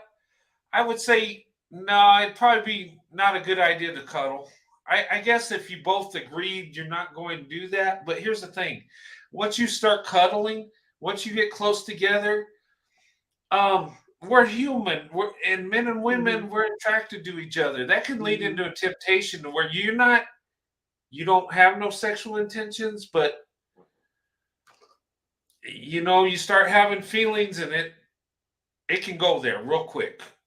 Mhm. And just being honest. And you can be the most virtuous woman and man and just doing Mhm. it right. But, when you're snuggled like that, Yeah. I'm just saying, and us as men, I think it's harder for us to fight that, just how we're wired. Mhm. I would say if you're not, no, Oh, I would this say, is a guy. This is a man. This J10? Yeah, it's J10. She's asking the Oh, question. J10. Okay. Yeah. Yeah. Yeah. J10. Listen, I'm gonna speak as a big sis. You see me fixing my fro. Listen, I'm gonna say to you, J 10 times. That's a Listen, no pedal fro. listen, I'm gonna fix my fro on you. Your girl, 2 guns. I wouldn't do it. No, I'm acting silly. It's up to you ultimately. Seriously. Okay, read the room. I'm just gonna say that. Read the room. I can't tell you what to do, but read the room. Your girl is imperfect. Okay? Just know your girl is imperfect. Read the room. That's like a catch-22. Let's say you're engaged, you're Yeah. going to get married, and you want to have some affection. That's like a catch-22. You know, if you're saving yourself for marriage, it's just like, you know, but you know, if you're going to do that, though, you got to make them understand that that's all it's about. Just cuddle. Yeah, But then and there needs to be boundaries too, if that's what you plan on doing, because it could lead, one thing can lead to another. You can go from we're just cuddling, then it's like, oh, we're just holding hands, then it's like, oh, his hands just on my thigh, then it go, you know, it'll be just, and then you'll be saying, you know, it's just one child, you know, and not to say that you would do that. I'm just saying, you know, read the room. Your girl is imperfect, and I'll be saying, oh, we just have a set of twins. You know, I don't trust me. I don't want to trust myself that much. I don't, you know, because I'm imperfect. I own my imperfections. So I stand on my imperfections, and that's what I rock with. So yeah, you know, and I think that was just. I think she said hypothetical scenario. Yeah, that's a good question though, because you know I mean, we show affection. Why we'll hug our friends like, hey, you know. yeah. But if you feel like you got, because see, even though you're on way to marriage, you still have those feelings. You know, you find each other attractive. Yeah. No, That, but you know what? Here's the thing. That can be done. Just do it in public. Do it in public. There you go. Then you're not going to take it to the next level. You can't. Yeah. Do it in very big public. Very, very, very big public, like the girls can do it. City Hall. Do it on the town square. Do it at the shopping mall. Yeah. At the mall, in the park, middle of the park, like your girl Sunkiss would do it. Very big park. Sun just shining and glistening all around you. Big park. Do it at the way that I would do it. Read the room. The way that I would do it. Church. Yeah, church will make you behave. There you go. Any place of worship. Yeah. I just wouldn't do it right here in my place. I would no. Yeah. No. Yeah. You're right. I can lead. I mean, we're human. We all are, right? Yeah. I own my human imperfections. I own them. I'm afraid of them. Yeah. Oh yeah. Don't spend the night at nobody's house. Yeah, don't do that. That's not a good. Yeah. Yeah. I spend the night in my own house. Yes. I spend the night at home. Mm-hmm. Yeah. But anyway, guys, I wanted to share that story. I know you guys asked me to bring that up and talk about it. And that's my opinion on it. Ladies, you should open up your options. You should. You know what, Brent? You're so kind. You're so kind. Okay. You must. Brent's so kind. You have to. You have no choice. Just do it. I'm shaking you, ladies. I'm shaking you from here. I'm shaking myself. We must. Yes, we must open them up. Somebody says you must. But you know, your choice. Have that button. Have that option button. You know what? I had my option button. I had different buttons. You know the buttons I had when I was getting ready to date? I had the Becky button, which is the default button. Then I had the Angry Karen button. And then I had the Maria button. The Mei Ling button was there. You know, a lot of white men are going to the Mei Ling button. And then the Keisha button. I love that button the best. I was like, yeah, Keisha. She's got braided hair. She's beautiful. And Oh yeah. But you know what, Brent? And here's the thing. At the end of Uh-huh. all of this, at the end of it all, here's the thing. This is the premise of it all. We have to remember that when we keep that option open, it's not that, oh, we're just doing, no. Acts 10:35, we are doing exactly what the Almighty God Jehovah is saying. The Almighty God, the one that created us all, says that he's not impartial. So if we're made in his image, then we're doing what he says to do. Forget about what anybody's community is saying. We don't listen to imperfect men. If we're supposed to be following his son that came here and died for us. 1 Peter 2:21 says, follow Jesus' footsteps closely. Mm-hmm.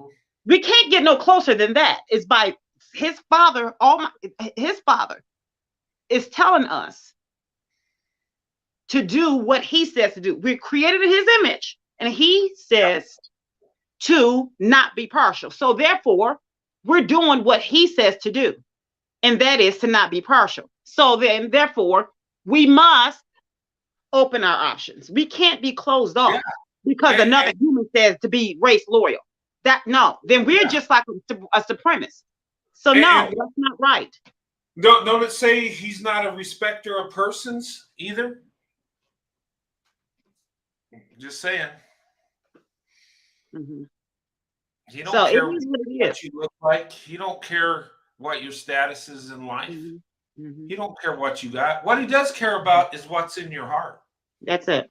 He said, long as we're righteous, he accepts all that are righteous. So we need to do the same. If we're vetting, we're looking for someone that's right for us. So if he's righteous to God, then if that means he's right for us, then who are we to talk to say no to that person because of the color of his skin? Really?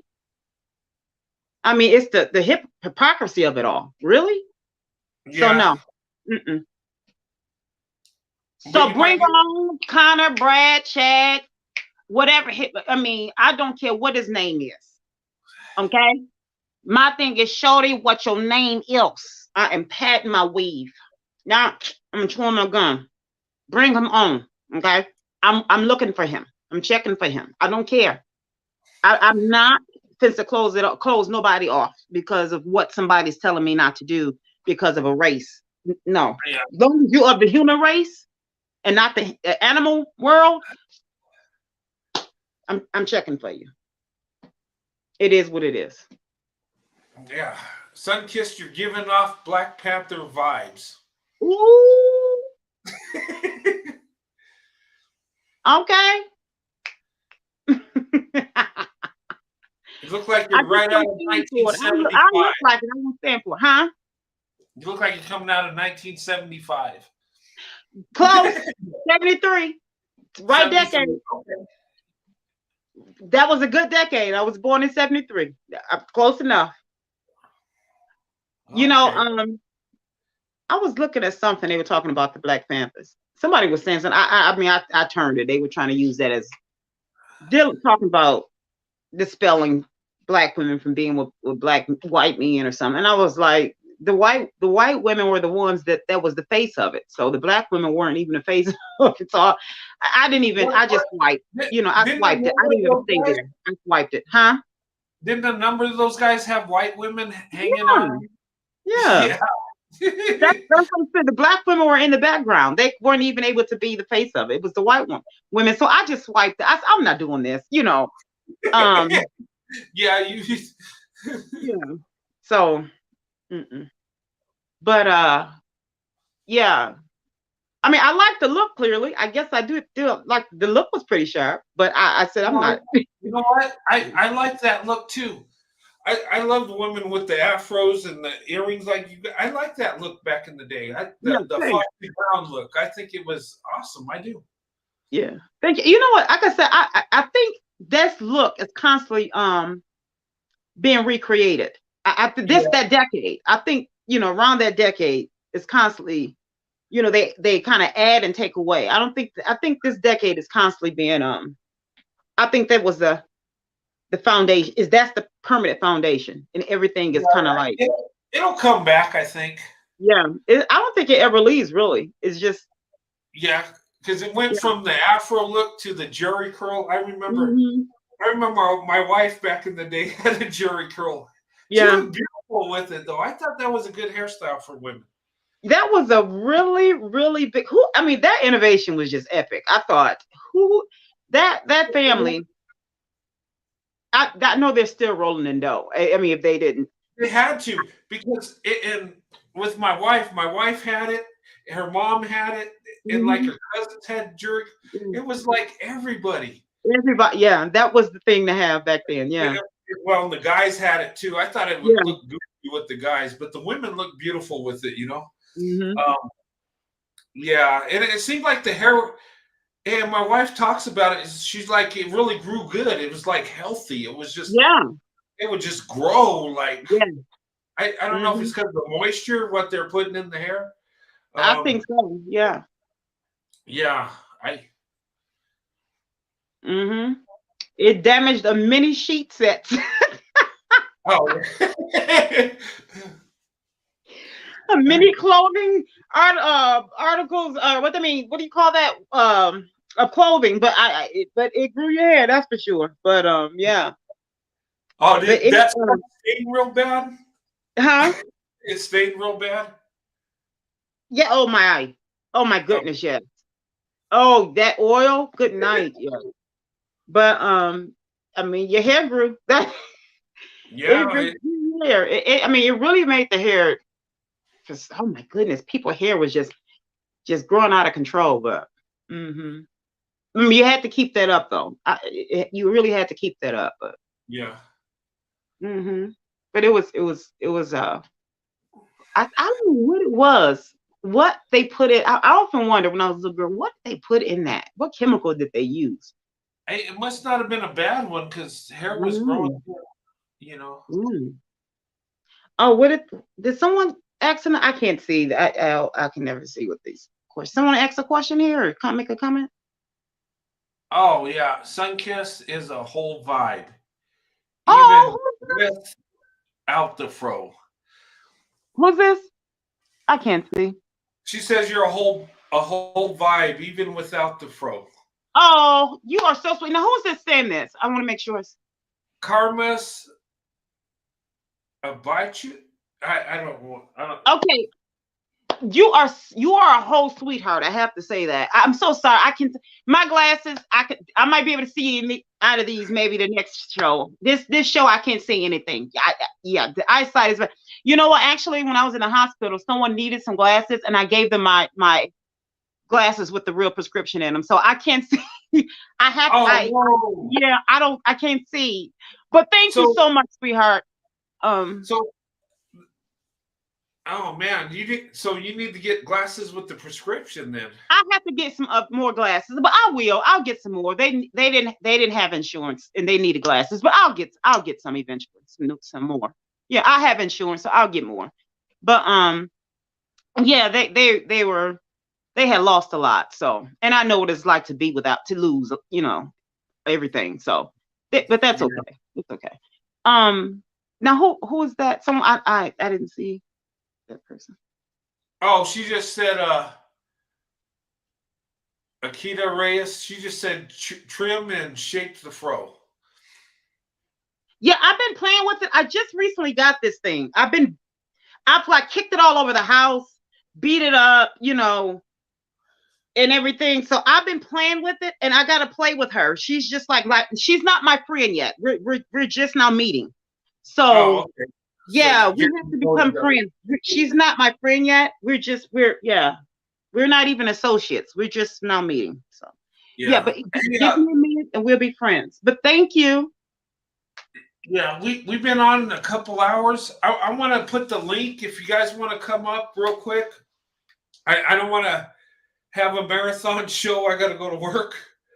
But I'm going to drop the link if you guys want to make a comment on, you know, um, Ralph Richard Banks' article. What you think about it? Like I said, I think he's spot on. I think he's right. Um, and black women, it's your choice. Do what's best for you. And if we love and care for Black women, we should, honor and respect the choice they make. Whether she goes with a white man, Chinese guy, or anybody, or stays in her community, that's fine too. Find the best option for you because it's your life. And you're worth more than you even know. You should never date down. The man should date up. That's right. He should lift himself up to be at your level. If he can't, he needs to be with the woman that's at his level. It's more natural that way. It's more better. I didn't meet my wife in Beverly Hills because I was an average working class guy. My wife was at the same economic level. But the good thing about that is when I moved up, she moves up. We did it together. So, don't settle for less. If you're highly educated, you should be with a man that's educated. I mean, it just makes no sense. And plus, men feel better. They feel more like a man if they're providing for you. It's a natural thing. You'll feel better too because you feel the love because he's working hard. He's providing for you, and he feels good because he knows he's doing the right thing and he's protecting you. And it goes hand in hand, and it's a beautiful thing. So yeah, and too, when women, we have to remember, if we don't allow a man to be a man, and we try to step in to be that man for him, and we try to we switch roles with him, and we take away nature, we're not doing him a favor. Actually, we're putting him in a position to where he won't like himself, and even if he doesn't come out and say it, he's not going to like you for doing that, and he's not going to like himself. And that is the reason why that role reversal never works.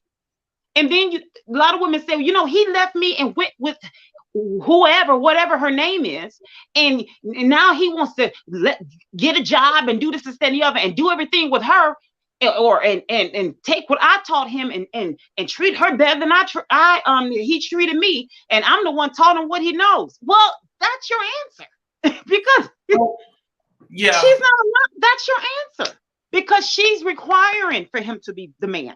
She's not alone because it's natural over there because she's requiring him to be the man, and nature is taking place over there. It's not that she's better. She's not better. She's just not. She's requiring him to be a man, and all of the naturalness is going on over in their domain, and you didn't require it. Yeah, I want to answer Jake 10's question. Do you think women should offer to pay on dates? No. The woman should never pay. I almost threw up. Almost threw up. Never. Listen, Jay, listen to me 10 times. I love saying that. Listen to me 10 times. Never, ever. Ever, ever, ever. Let me tell you something. I went out with a guy. And this is listen, sometimes guys would try you. These, who I'm talking about. Never. Finish your point. I'm going to step out for a couple seconds. Okay. He tried me. Girl, I'm turning to mud deal, make you mad, child. He tried me. He said, we went to the movies. And he said, I think I left my wallet. I said, do we need to go? No, he said, yeah, no. He said, I don't think I have any cash. Something he said. I said, do we need to go to the ATM? And this was years ago in the early 2000s. Do we need to go to the ATM? Because I have my money. I can watch the movie. Don't know. I'll tell you about them when I come out. I can give you, a review because I have my money. See, and all of a sudden he had the money. Now the thing is, he had it. He was just testing me out just to see what type of woman I would. Trust me, woman. Now let's just say it never happened again, and we never had that problem again. Never ever. If he truly doesn't have the money, then go home and just reschedule. And the thing is, if he doesn't have the money outright, he's not the one for you. He's not ready to date.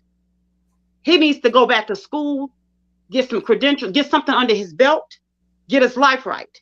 But if he's meant to be in your life, and when he gets himself together financially, then he'll catch up. If he's meant to be in your life, he'll catch up.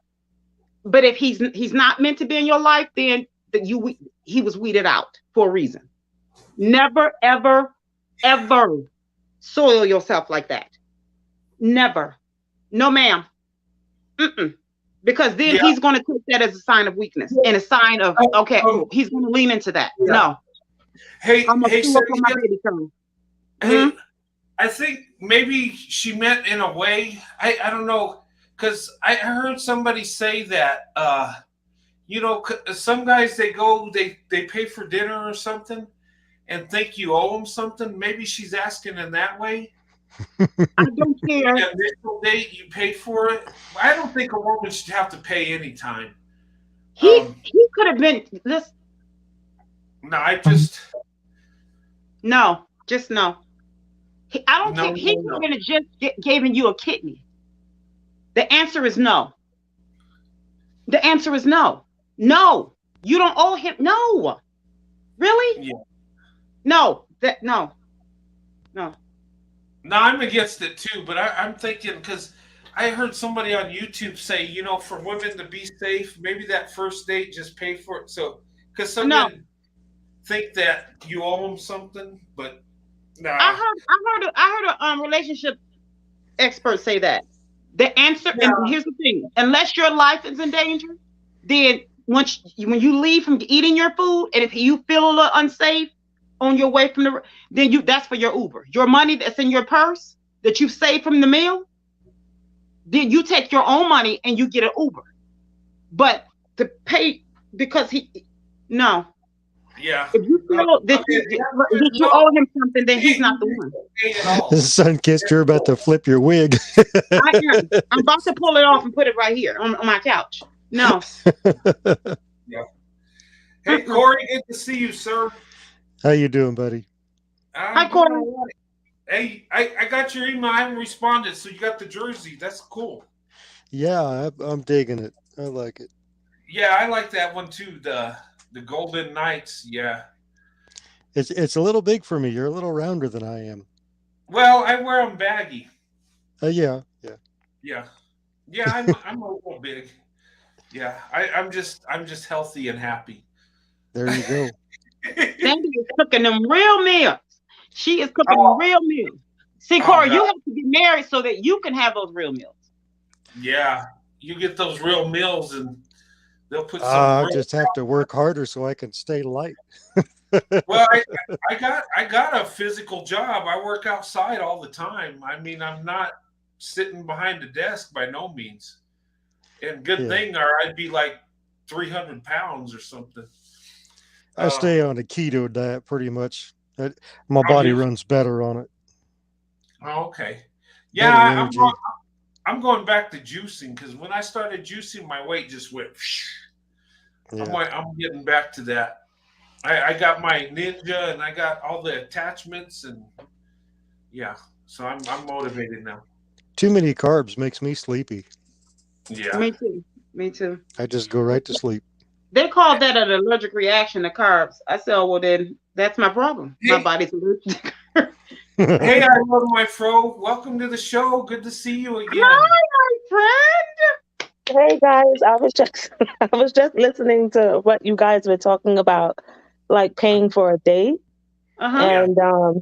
And I'm on my feminine journey, so I'm just finding that in today's society, the tables kind of have been turned, Mm-hmm. and women are now like auditioning for men instead of the other way around.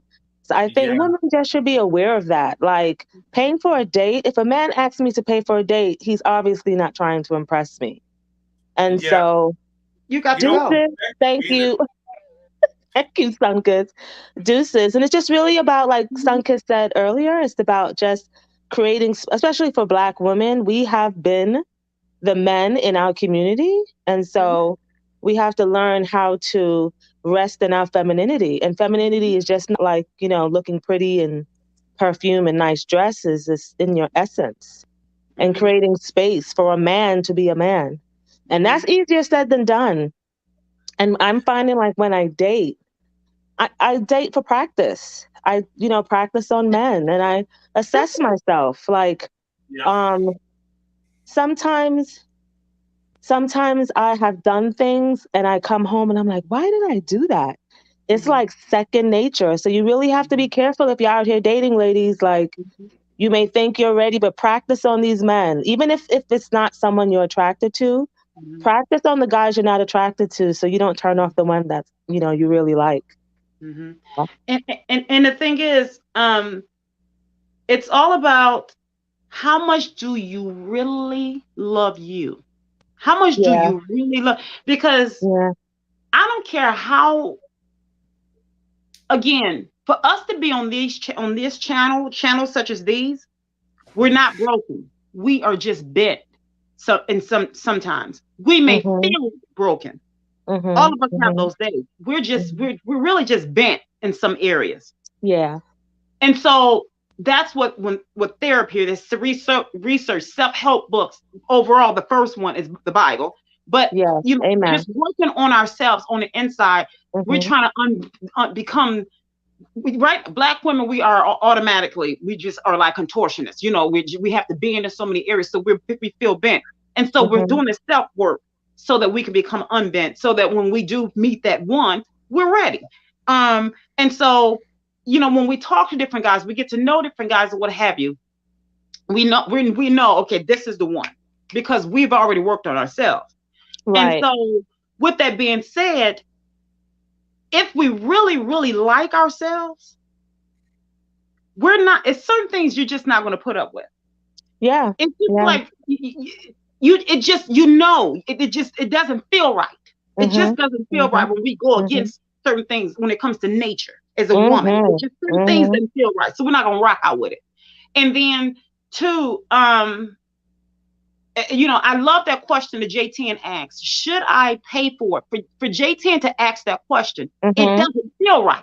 That's why she's Mhm. asking it. And I love Mhm. that is a great question. Mhm. We need to ask these questions in this space Mhm. so that we can be able to school each other. School Mhm. each other, school our little sisters, Yeah. school each other. Mhm. No, we should never, and we Mhm. should tell instead of, you have older ones that you want to say, well, if you want to get a man, maybe you should. No, that should never be okay. You, you, Exactly. you know No, and what? we should let each other know that, and it's okay that they ask these questions. That Yeah. like I said, no question is a stupid. None of these are stupid questions, and it's Yes. never this. No one should be made to feel like it is stupid because, Okay. unfortunately, our superiors, supposed to be superiors, are not telling us that, and it's really sad that a lot of us don't know these things, and Yeah. so we should be schooling each other.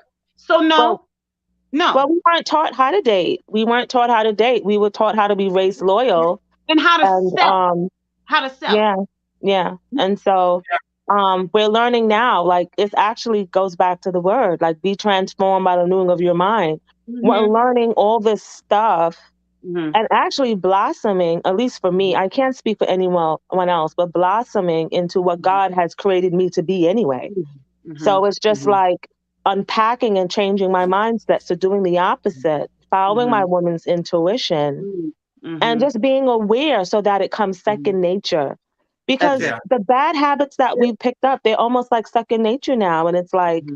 you Yeah. get around a masculine man and Mm-hmm. it may feel a little weird, but it's Mm-hmm. okay. It'll start to feel normal as you continue to practice. I'm just talking from experience. And Yeah. you know Yeah. what? And that is so. I'm so glad to hear you say that, and I'm so glad that you're willing to be open, transparent, and vulnerable. That is so strong. Strong to me. That's strong. To be willing to be candid. And so many people think that that's weak. No, it's not, because the weak person will pretend that they're more than what they are. Pretend, Yeah. get on Mhm. social media and beat their chest to pretend like they're something, and then Mhm. social media is going to expose you. Mhm. They're Mhm. Yeah. going to expose your Here's weakness. the thing on That that. is not a good look. I'm Yeah. sorry, Brent. You, No. When we're talking about paying, and Corey could probably, I know Corey agrees with me on this. when it comes to dating, Mm-hmm. and here's how I was taught and raised. If I didn't pay for it, it was shameful. I would be embarrassed. If Mhm. if I was out with a woman on a date and she paid, I would feel like I had to crawl under the table and hide. It was just shameful. It was something. No, I'm serious. Yeah. If you And, can't pay, it's time to go home. yeah, and you know what? If my father knew that I went out with a woman and she paid, I mean, it, yeah, you know what would hit the fan. He'd Uh-huh. be so disappointed in me, and it would be a shameful thing. And we've gotten away from that. We're not letting men be men, and we're not training Yeah. boys to be men. We're treating boys to. It, it seems like society's backwards. It seems like we're Yeah. training our boys to be players. We're training our boys, Yeah. to take advantage of women, to exploit women instead of taking care of women. It, And it, and oh, that it, makes me sick to my stomach. no, no, no, no. It just seems like we're going that route. It is true. It's true. It's like some of these men are. I'm not even going to say they're men that will look at a woman, not just because he loves her, but because what can he get out of her? Yeah. She's got a place to stay. She's got things going for her, and there's men out there that look for women to take care of them. Brett, could you read J10's comment? Which It's the last one on the. I had a guy take me out and ask me if I wanted a drink. Ordered the drink and then tell me that he didn't have any money. Oh, that's so wrong. Could you imagine? He would have Could been you washing imagine? dishes. Yeah. He would. I promise you, he would have been washing dishes. You know what's so messed up? J10, you should have got up and went to the restroom and never came back. I would have Yeah. went to the Left him restroom. sitting there with the drinks. I would have got up and left. See, that's the type of chick I am. But see, my sister used to always say, "You are so embarrassing." No, it's just certain things. I'd have got up and I'd have said, "Check, please." It's for him, and I'd have got up, got my things, and I would have left. You want to order a drink? Are you feeling perched? Okay. Wow. I hope you feeling putting this check too. It's for him because I'm finna pay for mine. I don't have time for foolishness. I don't. No. That's No. crazy. No. Some kids search to read the room. Nope. Nope, and another no. I don't. Mm-mm. Mm-mm. PTSD is kicking in, so I'm gonna be quiet. Go on. Okay. Yeah. No. We got things backwards. It just seems like I couldn't live with myself. When I was dating my wife, if I didn't have money, because sometimes you get in between paydays, and we didn't go out, or we went to the park somewhere where I didn't have to spend money, and I didn't have to rely on her to spend money. Mm-hmm. Mm-hmm. And you know what? It was amazing is I knew her boyfriends before me were trash because she was giving me praise for paying for the food when I asked her out. Like, really? Isn't that I know you awkward? were thinking, well, who did you turn down? I mean, It's like, that's got to be awkward. who did No, you turn I down? mean, she knew what was right, but she was just grateful that I didn't do that to her. She was grateful that I didn't pay for it. Michael Ray's comments cracking me up. And I know that's the minimum. I was doing the minimum. I paid the bill when I asked her out. Yeah. But it just, I don't know. But see, that's the thing. Here's the thing. And I'm only gonna. I like to speak on our own backyard, and I love my fro. Would attest to this. I'm big on cleaning on ownership. Clean out your own backyard before you can try to talk about somebody else's backyard. Here's the thing. In our community, whenever, if just when it comes to the men in our community, if he does this much, it's to be applauded. And so if he doesn't do anything, okay, that's of the norm. Not to, to bash anything. This is just fact. And so that's the reason why so many grown Black women that are doing their thing, even like Lonnie Love, it's Lonnie Love. I mean, come on, she's a comedian. She has her education. She was on The Real and all that. This woman has a lot under her belt. But still, she was even grateful when her fiance was picking her up from the airport on time. I was like, wait, come on, just little things she was very grateful for. And so, but this is to be expected in our community. Now, here's the thing.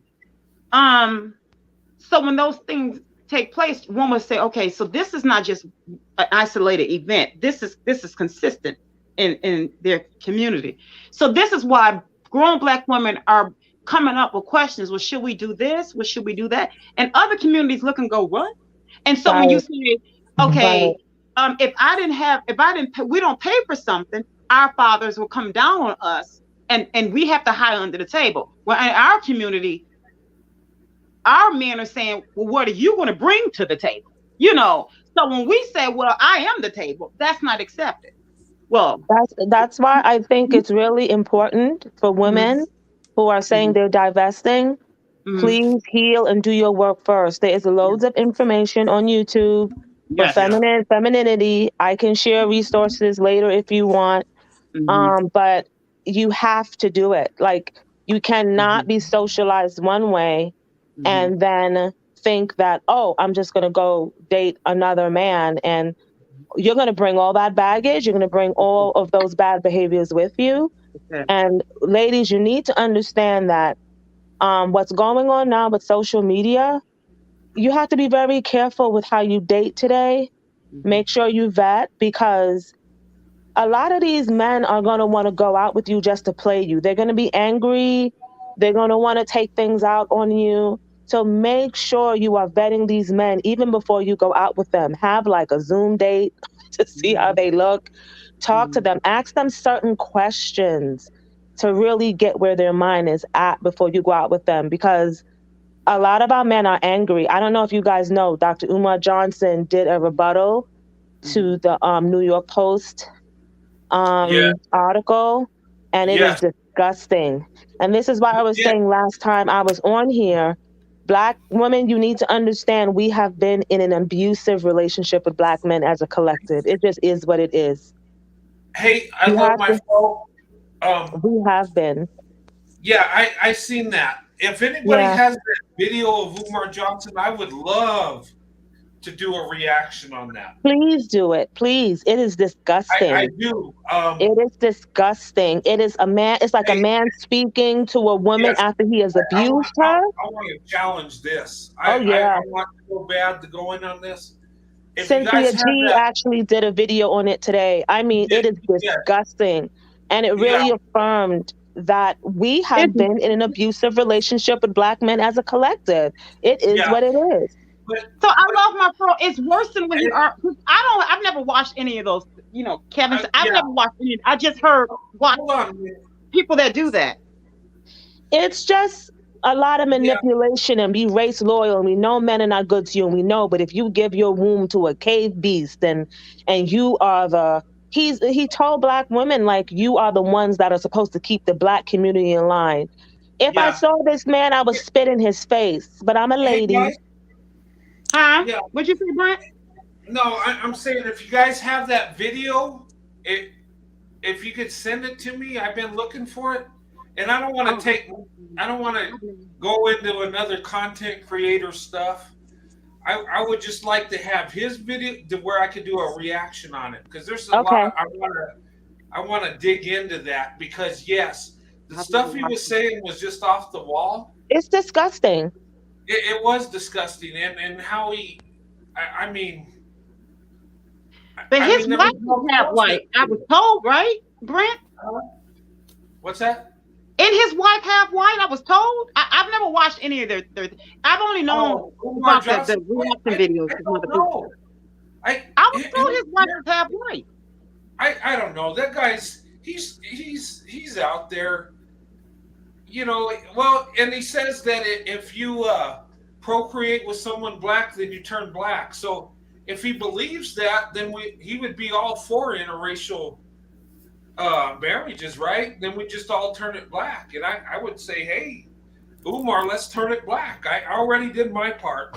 I found me a black wife. So you find you a snow bunny that, you know, I think that guy actually has a secret fetish for snow bunnies because he always talks about He's a sexual deviant. I was just so disgusted by the rebuttal, and it just solidified that this is how an abusive man talks to a woman when she finally wants to leave. Nobody's going to want you. If you do this, this is what's going to happen to you.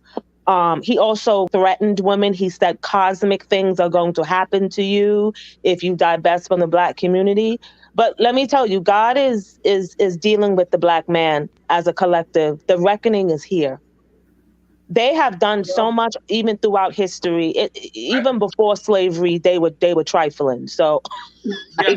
Well, yeah.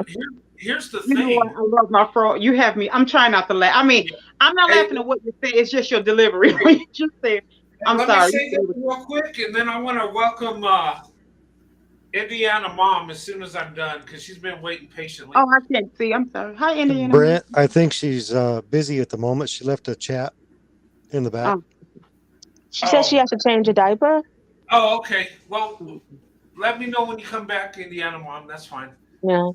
God, I lost my train of thought. Gosh, and I wanted to say, I've never watched the Umar. I've never watched any of those guys' content. I've only known about the snippets from other content creators that I follow. I've never.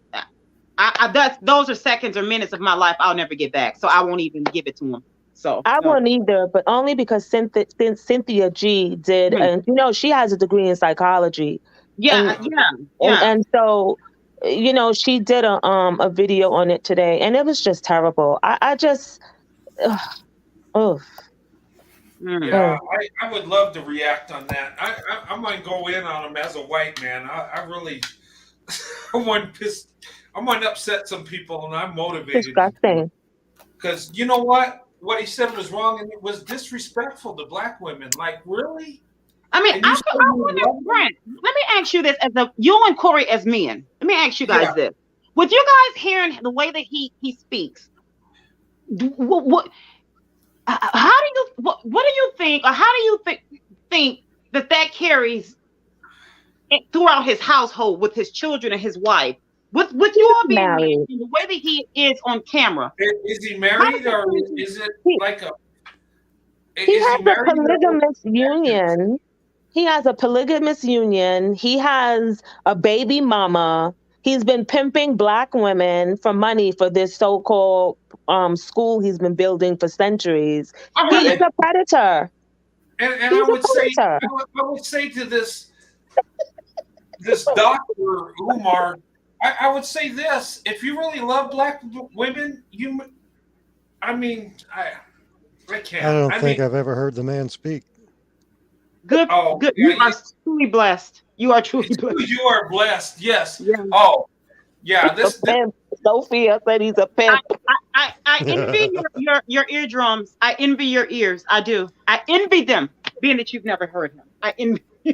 Well, I only follow people with class. That's why I'm here. Well, no, the people that we follow are very, very. No, seriously, you. It's just that they're like Brent. They're like, okay, I want to do a reaction to this guy. This guy is. Yeah. I do. I'm looking for the video, guys. If you have it, send it to me, email it to me, and I'll do a show on this. I don't have any of his content, so I wouldn't be able to. Yeah, I don't know. I just. You know, and I was watching it today, and I'm a shadow watcher. You know, I'm just like, but I was just like, this dude is he's out there, and I think he's kind of perverted the way he puts things in sexual content. He was saying like between, you know, Black women's legs is heaven, and I mean, Have you been reading the chat? He sounds like he's sexually depraved. He Yeah, is. he He is probably. sexually depraved. And then he was like, "Oh yeah, black women, dark skin is." He would do that, and then dancing around with his two wives, and yeah, How come over here, do you light get away skin. with this? And everybody else has to like Like, no, seriously, you have to be PC. Well, everybody else has to be PC. But how does this guy get away with putting this mess on YouTube and You can do anything in the black community. You can do anything. Anything goes there. You can do these, but this is why the reckoning is coming. I don't think black women really understand how deep this is. I don't. I've been well, saying it for years, and the Holy Spirit has had me on this journey, but he had to work on me too because I was terrible. I was cussing men out because I saw it. But the Lord had to take me aside and be like, listen, you can't act like that. Yeah. I have formed you to be, a vessel and a flower, and don't let, this system turn you into something else.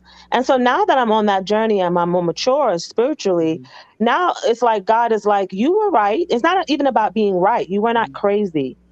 And so I'm because you just know like, what? I love my pro. Here's maybe. the thing, because like Jesus said, you're going to be like sheep amongst wolves. mm-hmm, In Matthew chapter 10. And here's the thing, like he said, the slave is not greater than his master. If they persecuted me, they're going to persecute you too. He mm-hmm, said that. mm-hmm. And the thing too, I'm glad that you've noticed it, because I had to notice that too. Because like I said, my do-rag, I got her name, she's still in my handbag. But the thing is, every other day I have to just wipe her down and be like, it's okay, girl, just stay there. Because Yeah. the thing is, it really is easy to go there. It's because I own it. I can get ratchet. That's why I have to make sure I play with my pro so Hey, often. nice. Because it is Hey. easy to go there. What you say, Brent? No, I'm gonna let Indiana Mom on. She's been waiting for a while. Okay. Oh, hi, Indiana. I can't see. Hi, Indiana. Oh, hi, Indiana. I'm Indiana Mom. I'm getting tongue twisted. Hi, you looking pretty. You Thank wearing blue? I'm you. wearing You brown today. I too. didn't get the memo. Hi, you wearing blue? I Is am that your favorite loving color? the pro. Is that your favorite color, blue, or you just wear blue a lot? Well, this is actually one of my hoodies from coaching. I like it. But I coach at the high school that I attended. You did. I was a cheerleader at, so you did say that. Okay. everything I have is blue It's or red. You're or looking red. cute and comfy. Looking cute and comfy. I love it. I went to IU, so I either have all blue or all red. I love it. I mean, I don't really, I have no idea who this person is you're talking about. Good for you. You and Corey.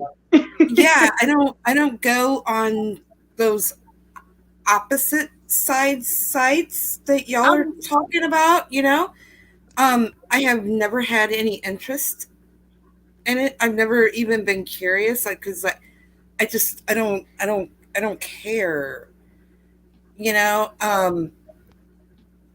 it's when you follow other people that marries this channel, they may do a reaction video to this guy, and you'll end up seeing snippets of him. And I haven't even seen snippets yet. Oh, good for you. Good for you. Oh my good. Well, good for you. Nothing. Oh my word, good for you. Oh my. I mean, I've seen snippets. I've seen snippets of like the kitten guy. You know who I'm talking about? Oh, I saw like a couple of him, and that was too many times. Yeah. And they were reaction videos from somebody else that I followed, and then other people that I follow have done little snippet reaction stuff to how do I say it? Fat and freaky. What's that? Who's that? Never mind. You know what I'm talking about. I didn't want to actually say, but now you know who I'm talking about. And I can't, just the little 30-second clips that I've seen of those two. It's just, I can't. Disgusting.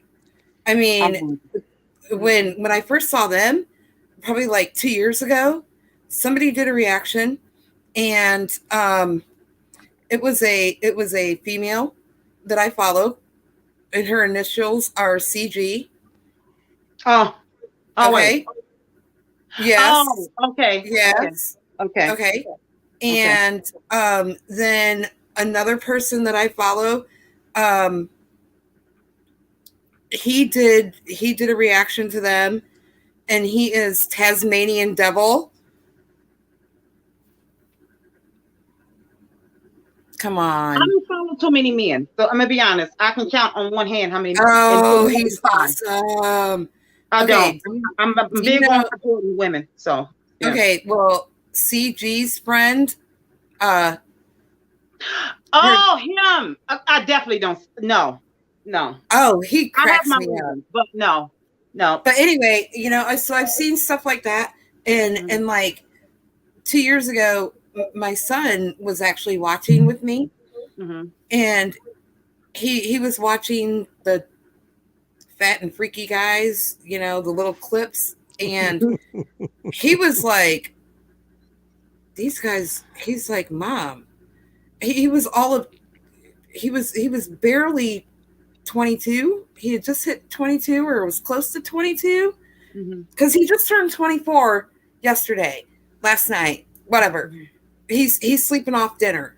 He almost ate the whole cake that I made for his birthday. So he turned 24, but this is like 2 years ago, and he happened to catch a glimpse of it with me, and he was just like, the hell is wrong with these guys? My 22-year-old kid is like, I'm glad he sees something wrong.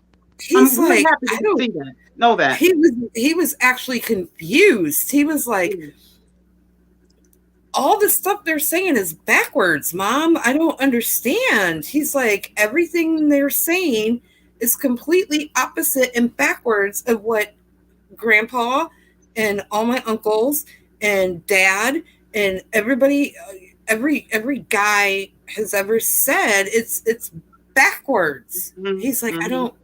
He's That's like, because his daddy understand. taught him common sense, and those other guys don't have common sense. Exactly. And I mean, I've also, speaking on like biracial children.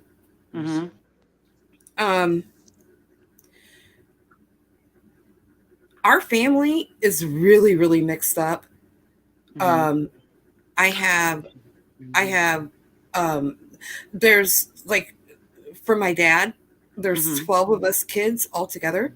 The two oldest are me and my sister Crystal. And my mom is the only one that my dad actually married. And it moved on over the years, but he's got like 12 kids by 5 moms.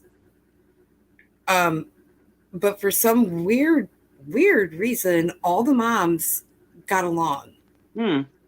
That's unique. And good. all of us kids skipped around to this house and that house, and we all we stopped using names. We just started saying Mom, and somebody's mom was going to go what? It didn't matter what mom. Somebody's mom was going to speak. Mom, can I have? Mom, can I go? Mom, and somebody's mom was going to go, okay, here. Because all of the moms treated all of us kids like we were their own. And the one biracial brother that I have by a white mom was actually my mother's best friend, Carol. And Carol and my mom were like tight. They were tight. Ladies, I need to give a shout out to J10. Yes, ma'am. They know what they're doing. Is she saying something? They know exactly what they're doing. Carol and my mom were like really. Excuse me. Okay. Could you watch that? Let me go and get some glasses that I can see. I can't see anything. Okay. But Carol and my mom were really, really tight. And my little brother, the only biracial sibling that I have, we were really, really, really close. And it turns out that my son is like identical to him. He looks exactly like him. And it's weird. It's so weird. But like I was saying, I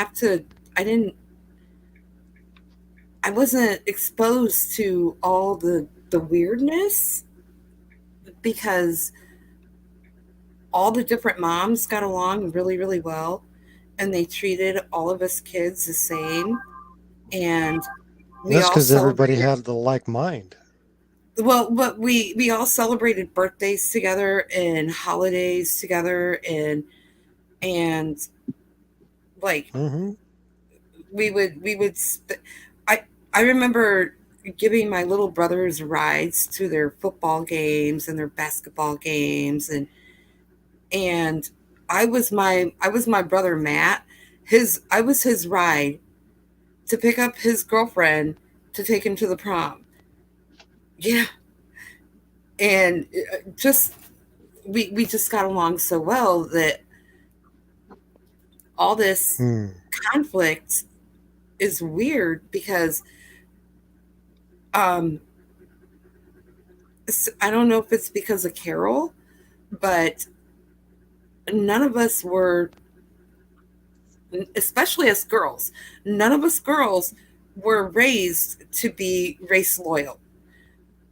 Um, us girls, especially, we were raised to be like, if a guy likes you and he asks you out on a date and you like him, then give him a shot, go out on a date with him, get to know him, whatever. And it doesn't matter what he looks like. I mean, that was never an issue. So hearing other women, especially younger than me, saying that they were raised to be race loyal is just so weird to me. I thought you'd want to be with a guy that would want to treat you the best. I mean, yeah, that's how we were raised. And I mean, I have three did you see Denise close Tuggle's cousins. comment? She My said that older common sister, sense isn't so common. Actually, yeah, common sense is a superpower. I have three cousins. That's true. My older sister and I, we all married out, all of us, and our family was just like they embraced our guys. When I brought Tree home for Christmas, our sophomore year of college, my whole family loved him. They loved him, and up until we lost my grandma in 2020, Tree he used to like tattletale on me, and he would go running to my 92-year-old grandmother and be like, Lisa's picking on me. She's picking on me. And my grandma would be like, you leave him alone. You stop picking on him. And I'd be like, really? Really, old woman? But I think that is so darling. But here's the thing, Indiana mom. Here's the thing. There's so many black women, girls, women would love to hear. That's like music to so many black women's ears. And I think that's such. You were so blessed. You and your family members that were able to do that. Even now, there have been women in other chats and other shows, even no doubt here, in this space, in other spaces, they have been. I know. It has been women that are 50 plus saying with their avatar, with just a letter up, because they were trying to figure out how could they get a suggestion on how can they take their non-black significant other to their black relatives and feel safe and be okay, or how could they do that and not be rejected or or be exiled from their family. Not today. And I can't even relate. I don't know how to answer that. I can't relate because that was never an issue with my family. And it's unique for you. You're blessed. But that's not the norm. So mixed up. It's unreal. And it wasn't just my one of my siblings that's biracial, but like a lot of my nieces and nephews are biracial. My own kids are biracial. But if we move on to like my cousins and their kids, my dad was the baby of 14 kids. And all of my aunts and uncles, including my dad, all had between 8 and 12 kids. And I mean, it's a huge family. Mm-hmm. And I mean, I can't even name Italian, Irish. I mean, we're all mixed up. And we come together for holidays and family reunions, and it's just it's we don't think about that. It's family. But can I kind of interject just 1 second, and I may shift this just a little bit. Just asking Brent and Corey, yes. How with Black women like such as us, with unlike Indiana mom, I think she's so blessed, and I'm so happy for her. Now, Black women such as us, like J10, me, Sunkiss, and I Love My Fro, and other Black women that are in the chat that are asking these questions, that are wanting to get to where Indiana mom is today. Like J10 asked, should she pay for the day? And I'm saying, heck no. How you two as men, how does that look for her? How is she able to make sure that happens? How is she able to remain feminine, stay safe, and make sure she stands 10 toes down with her standards? How does that look? Because I know what I said, but but how does that look for her? Well, in my community, she wouldn't be paying anyway. Yeah, but how does? Yeah, but in her, that's true. But let's just say she may run into a rare one, because these days, men, that could happen. How does that look? Well, if he does that to her, she should kick him to the curb and not have nothing to do with him ever again. Yeah, but how does she kick him to the curb? Because she asked that question for a reason. How does that look for her so that she can make it home safely? Oh. Sometimes you got to lie your butt off just to get out of the door. Yeah. I know how she can change that. Go into survival mode. Keep yourself safe. I know how she can change that. Yeah. Because I have so many cousins and my sisters and everybody else that have dated and married out. And our non-Black men have never ever put us in a position like that. So it almost sounds like she's asking that question because a Black man has put her in that position. So the way to avoid that is to not date Black men. Thank you. Hello. Have a nice day. Okay, I'm done. I can't. But you can't run into a white guy that's like that. I mean, I've never, ever in my 50 years. There's white guys like that. Into a white guy that's okay, that. Indiana mom, chat. Indiana mom is our shy one. Just saying. Okay, go on. Indiana mom. Hey.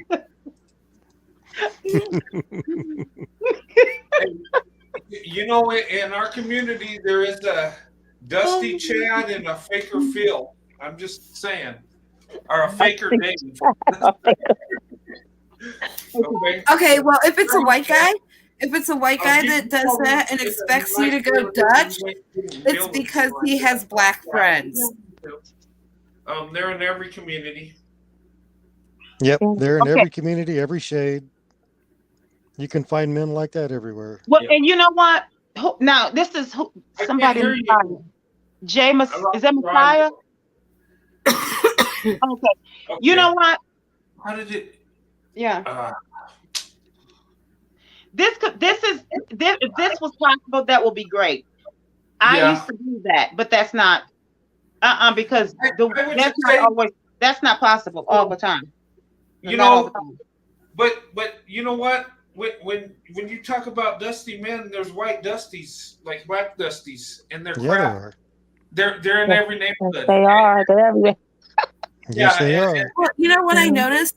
You know what I noticed about the white dusties is that they have black friends and they hang out with the black guys and they listen to rap music and they say the N-word freely. So they're just as bad and they need to be avoided also.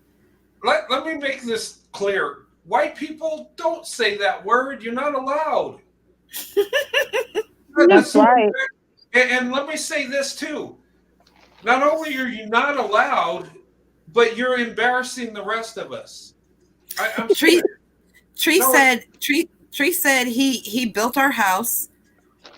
We have a 5-bedroom, big old house that he built with his own hands. He pays all the bills. He works. He protects. He provides, and he's the only one in the whole house that can't say the N-word. Well, yeah, because he's the only one. But he's the only one. Honestly, I don't like the word. Hey, here's the thing. If you're a white person, why would you want to say that word? Mm-hmm. I'm just exactly. saying. But I mean, he said it. He said it being funny. You know, he's like, dude, I'm the only one in the house. I pay for everything. I'm the only one in the house that can't say it. The kids can say it. My wife can say it. I can't. Yeah, well, my wife won't let her kids say it. She'll flip out. That's right. We don't. We don't even bother. Yeah, but I know how some of these guys are. They get to hanging with their buddies and they think it's cool to be like them, but that's something we don't do. Yeah. And you know what? It's embarrassing when I hear guys like that with their black friends, you know, being cool and with the slang and throw out the N-word. I just cringe. I'm like, oh my God,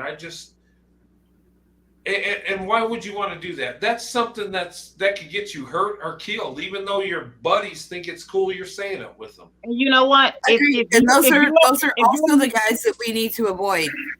But my thing is, if you're a non-black guy, and if you're looking at me, if you're out there and you're listening to Brent when he said that can get you hurt or killed, read the room. Read the room. If you're going to resolve with me as my husband, listen to Brent. He's a smart man. Yeah. Just saying. Just man saying. of wisdom. Because my thing is no reason for that. Because here's the thing. That word again. Words carry a lot of power. Yeah, they do, and they can mess up someone for a lifetime. They really can. Ma'am. Mm-hmm. It can make a person. It can make or break a person for a lifetime. And if you feel the need to have to say that word, and especially as a non-black person, if you feel the need to have to say that, you don't need to be connected to a black person for life. You don't. Nope. Because a black person shouldn't feel the need to have to call the next person, black person, that, especially a non-black person telling a black person that. So if that you feel the need to carry that word, as heavy and dark as that word is, you don't need to be connected to a black person. Not in that way. Well, so these guys that do it, that they want to be cool with their friends. Okay, I got your cool. Okay, I'm back. That was PTSD. Go on. You said what now? Yeah, they just want to be cool with their friend. But you know what? It can create so much problems. Mm-hmm. And it just shows that you're just a follower. You just want to be like something you're not. You want to follow other men that are different from you and be like them. And they'll do whatever to be like them. But I mean, we'll marry your boys and have a nice honeymoon. Okay. Okay. Yeah, let's get up there. But hey, Chrissy, welcome back. Good to see you again. Hi, Brent. Hi, everyone. Hi. I wanted to put something in the narrative. Chrissy, hi, Chrissy. How are you? Hi, I'm fine. Thank you. I wanted to put something in the narrative and get you guys' opinion. Because I do have like something similar to Indiana Mom, but it's like in reverse. So I grew up in like a multicultural family. Mhm. So we have like Native American, we have white, we have black. And most of like my great aunts and my grandmother even, most of them they weren't, I'm not going to say they didn't date black, but they were racially diverse. So they weren't like loyal to one race. They kind of, mixed it up a bit. But my great aunts, all of them had this thing where it was like, hey, if you're dark skinned or you're light skinned, don't waste your ethnic lineage on black people. Basically, they wanted us to go out and vet and date just primarily white people.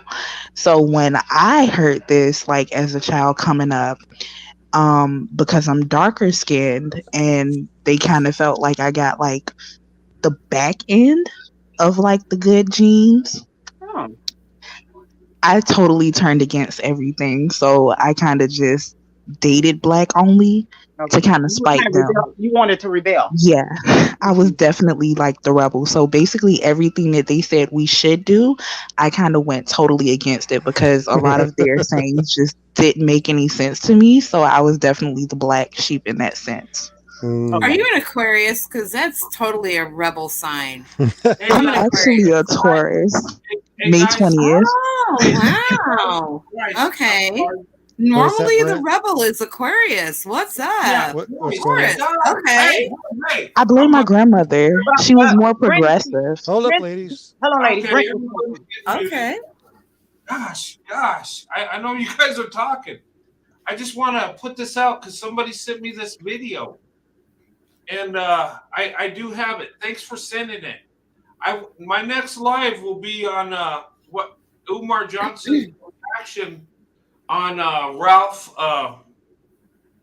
Richard Banks' article in his book.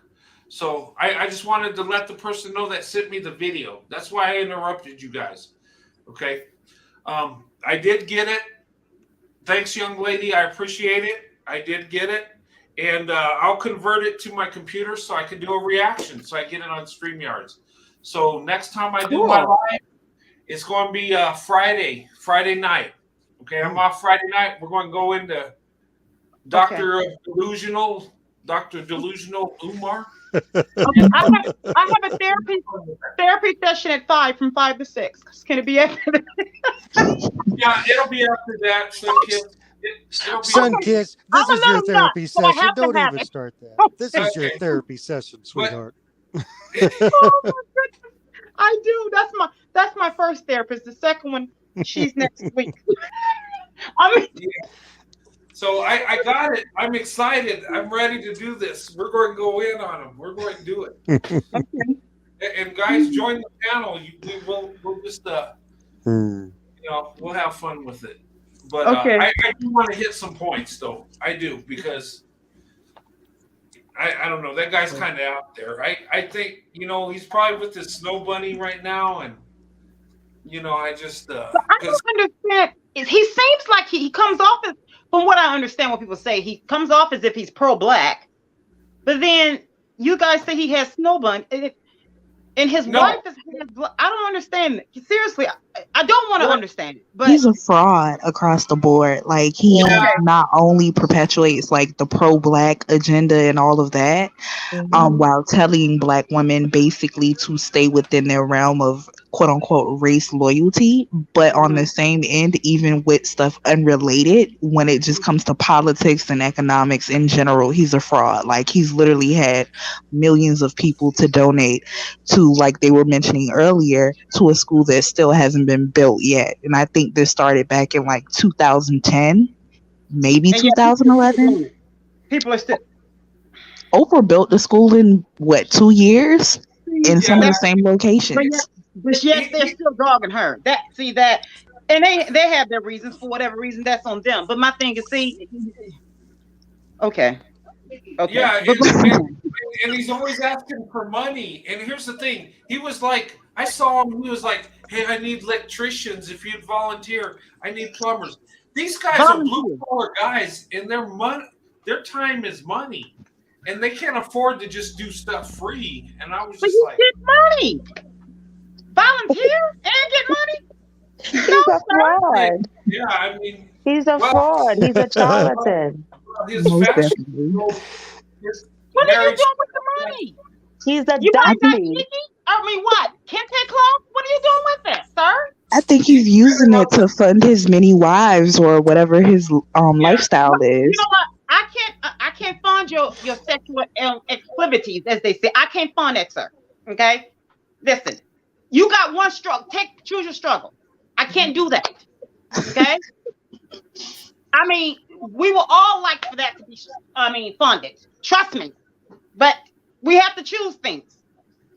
I mean, I want a nice pair of Louis Vuitton, okay? I can't put up cash out for that. I would like to, but I choose not to. It's called integrity. You know what I'm saying? But come on, sir. You collect the money and then say, I need you to come volunteer work. Really? That's pimping. Yeah, I saw. Well, he's not a simp. He's a pimp. He's pimping. People like, here you go. I'm in the wrong. You know what? I'm putting the material away. I am in the wrong business. I'm just gonna put the needle and thread away. I'm in the wrong business. I'm staying up to 5 o'clock in the morning for nothing, sir. Well, hook a sister up, okay? Here, I'm looking like I'm in the Black Panther. Listen, I'll rock out with you. Just give me the kente cloth. Really. Well, here's the thing, though. I mean, you know, I seen videos. He was asking these women. Hey, he says, you know, I need your grit money. He was telling women not to buy grits, to give him the money because he needed it for his school. Yeah, that is. And they're giving it to him. Listen, I love my fro and Christy, y'all, Indiana mom, Corey, y'all. Listen, Britt, y'all. I need some fro money. Don't pay y'all bills. Hook a sister up. I need some Black Panther money. Would that work? I'm all for the cause. Really? Is it that easy? I don't support like any of those channels, like not even the Fit and Fresh, the Kitten Hills, or the fake Dr. Umars and all of that. Like, if you're not gonna take it back to Malcolm X days, like I'm not with it. And Fit and Fresh, they're getting funded. I'm like, this is Dumb and Dumber. That's Spartan Dark. That's not Fit and Fresh. Really? Listen. It was a Black guy. I saw a snippet of that on you know how they have the TikTok on YouTube, they do the little snippets. And it was a Black guy went in on them, and he dogged his features, and he was just sitting there like, and I cried when I got up off my floor and I had to wipe up this okay, I hope y'all listen, it was TMI. When I tell you it was just drooling to that I was crying, and he just sitting there like, I said, your girl's not there to help you. He just sitting there looking all cheap. I said, see, because the real man is stepping to you, but y'all can clown out on some women. Yeah. But a real man is stepping to you. You can't even look up. I said, you're getting dragged by your nostrils. Literally.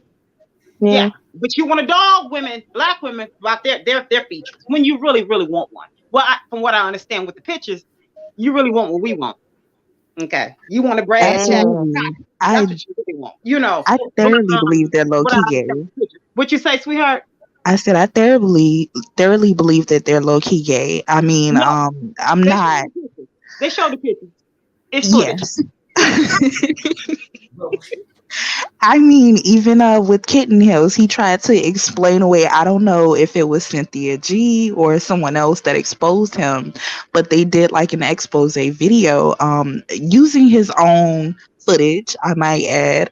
And he was trying to explain away why he had a full-grown man in his bed with no clothes on. And it was really awkward.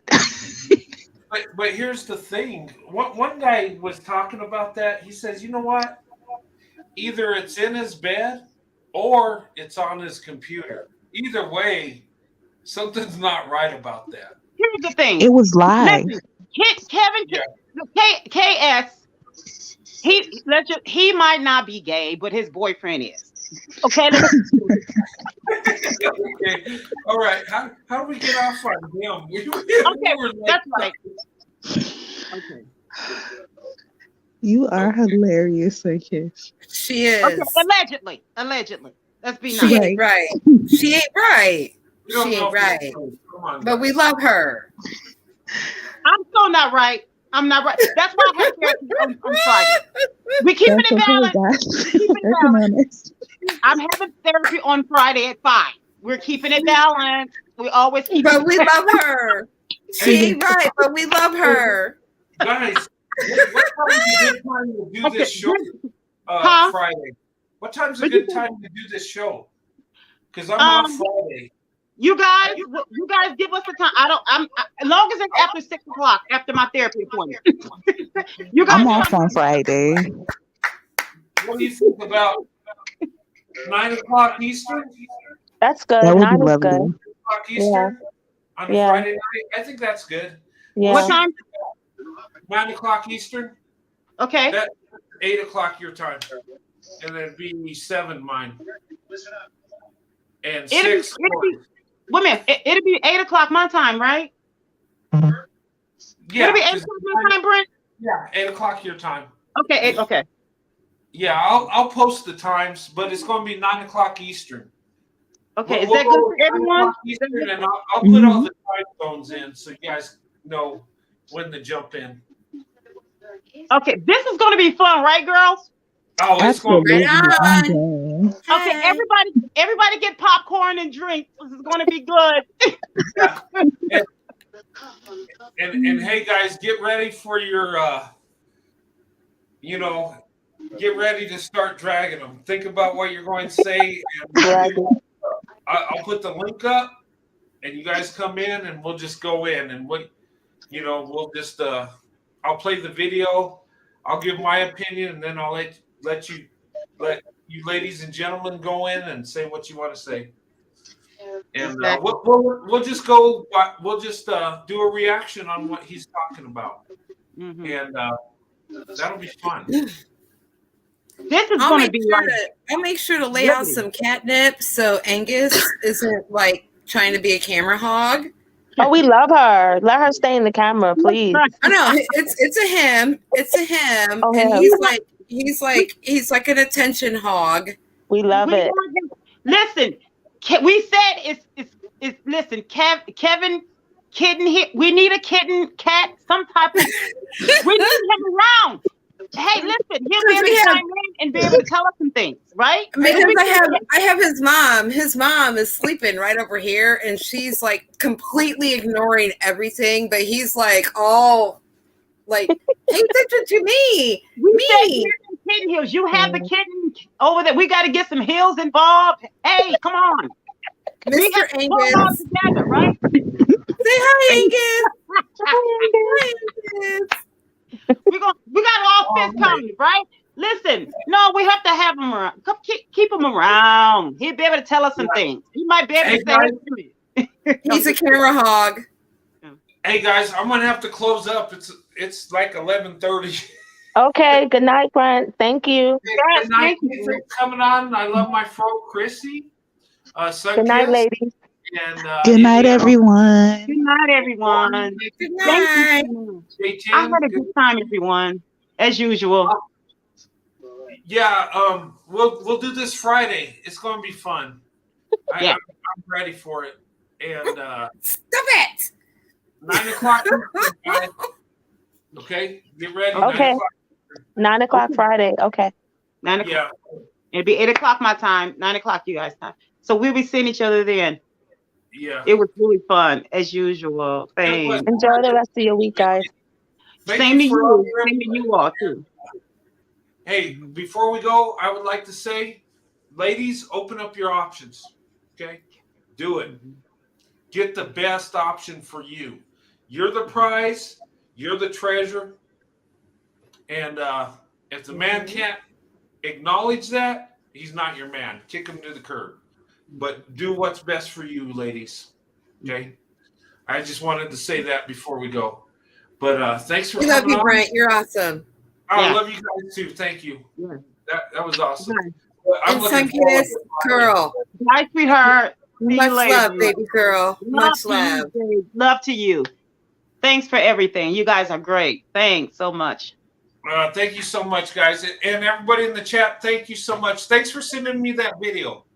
Awesome. We're going to have fun with this. I'm looking forward to this one. Yes. Ow. Yeah.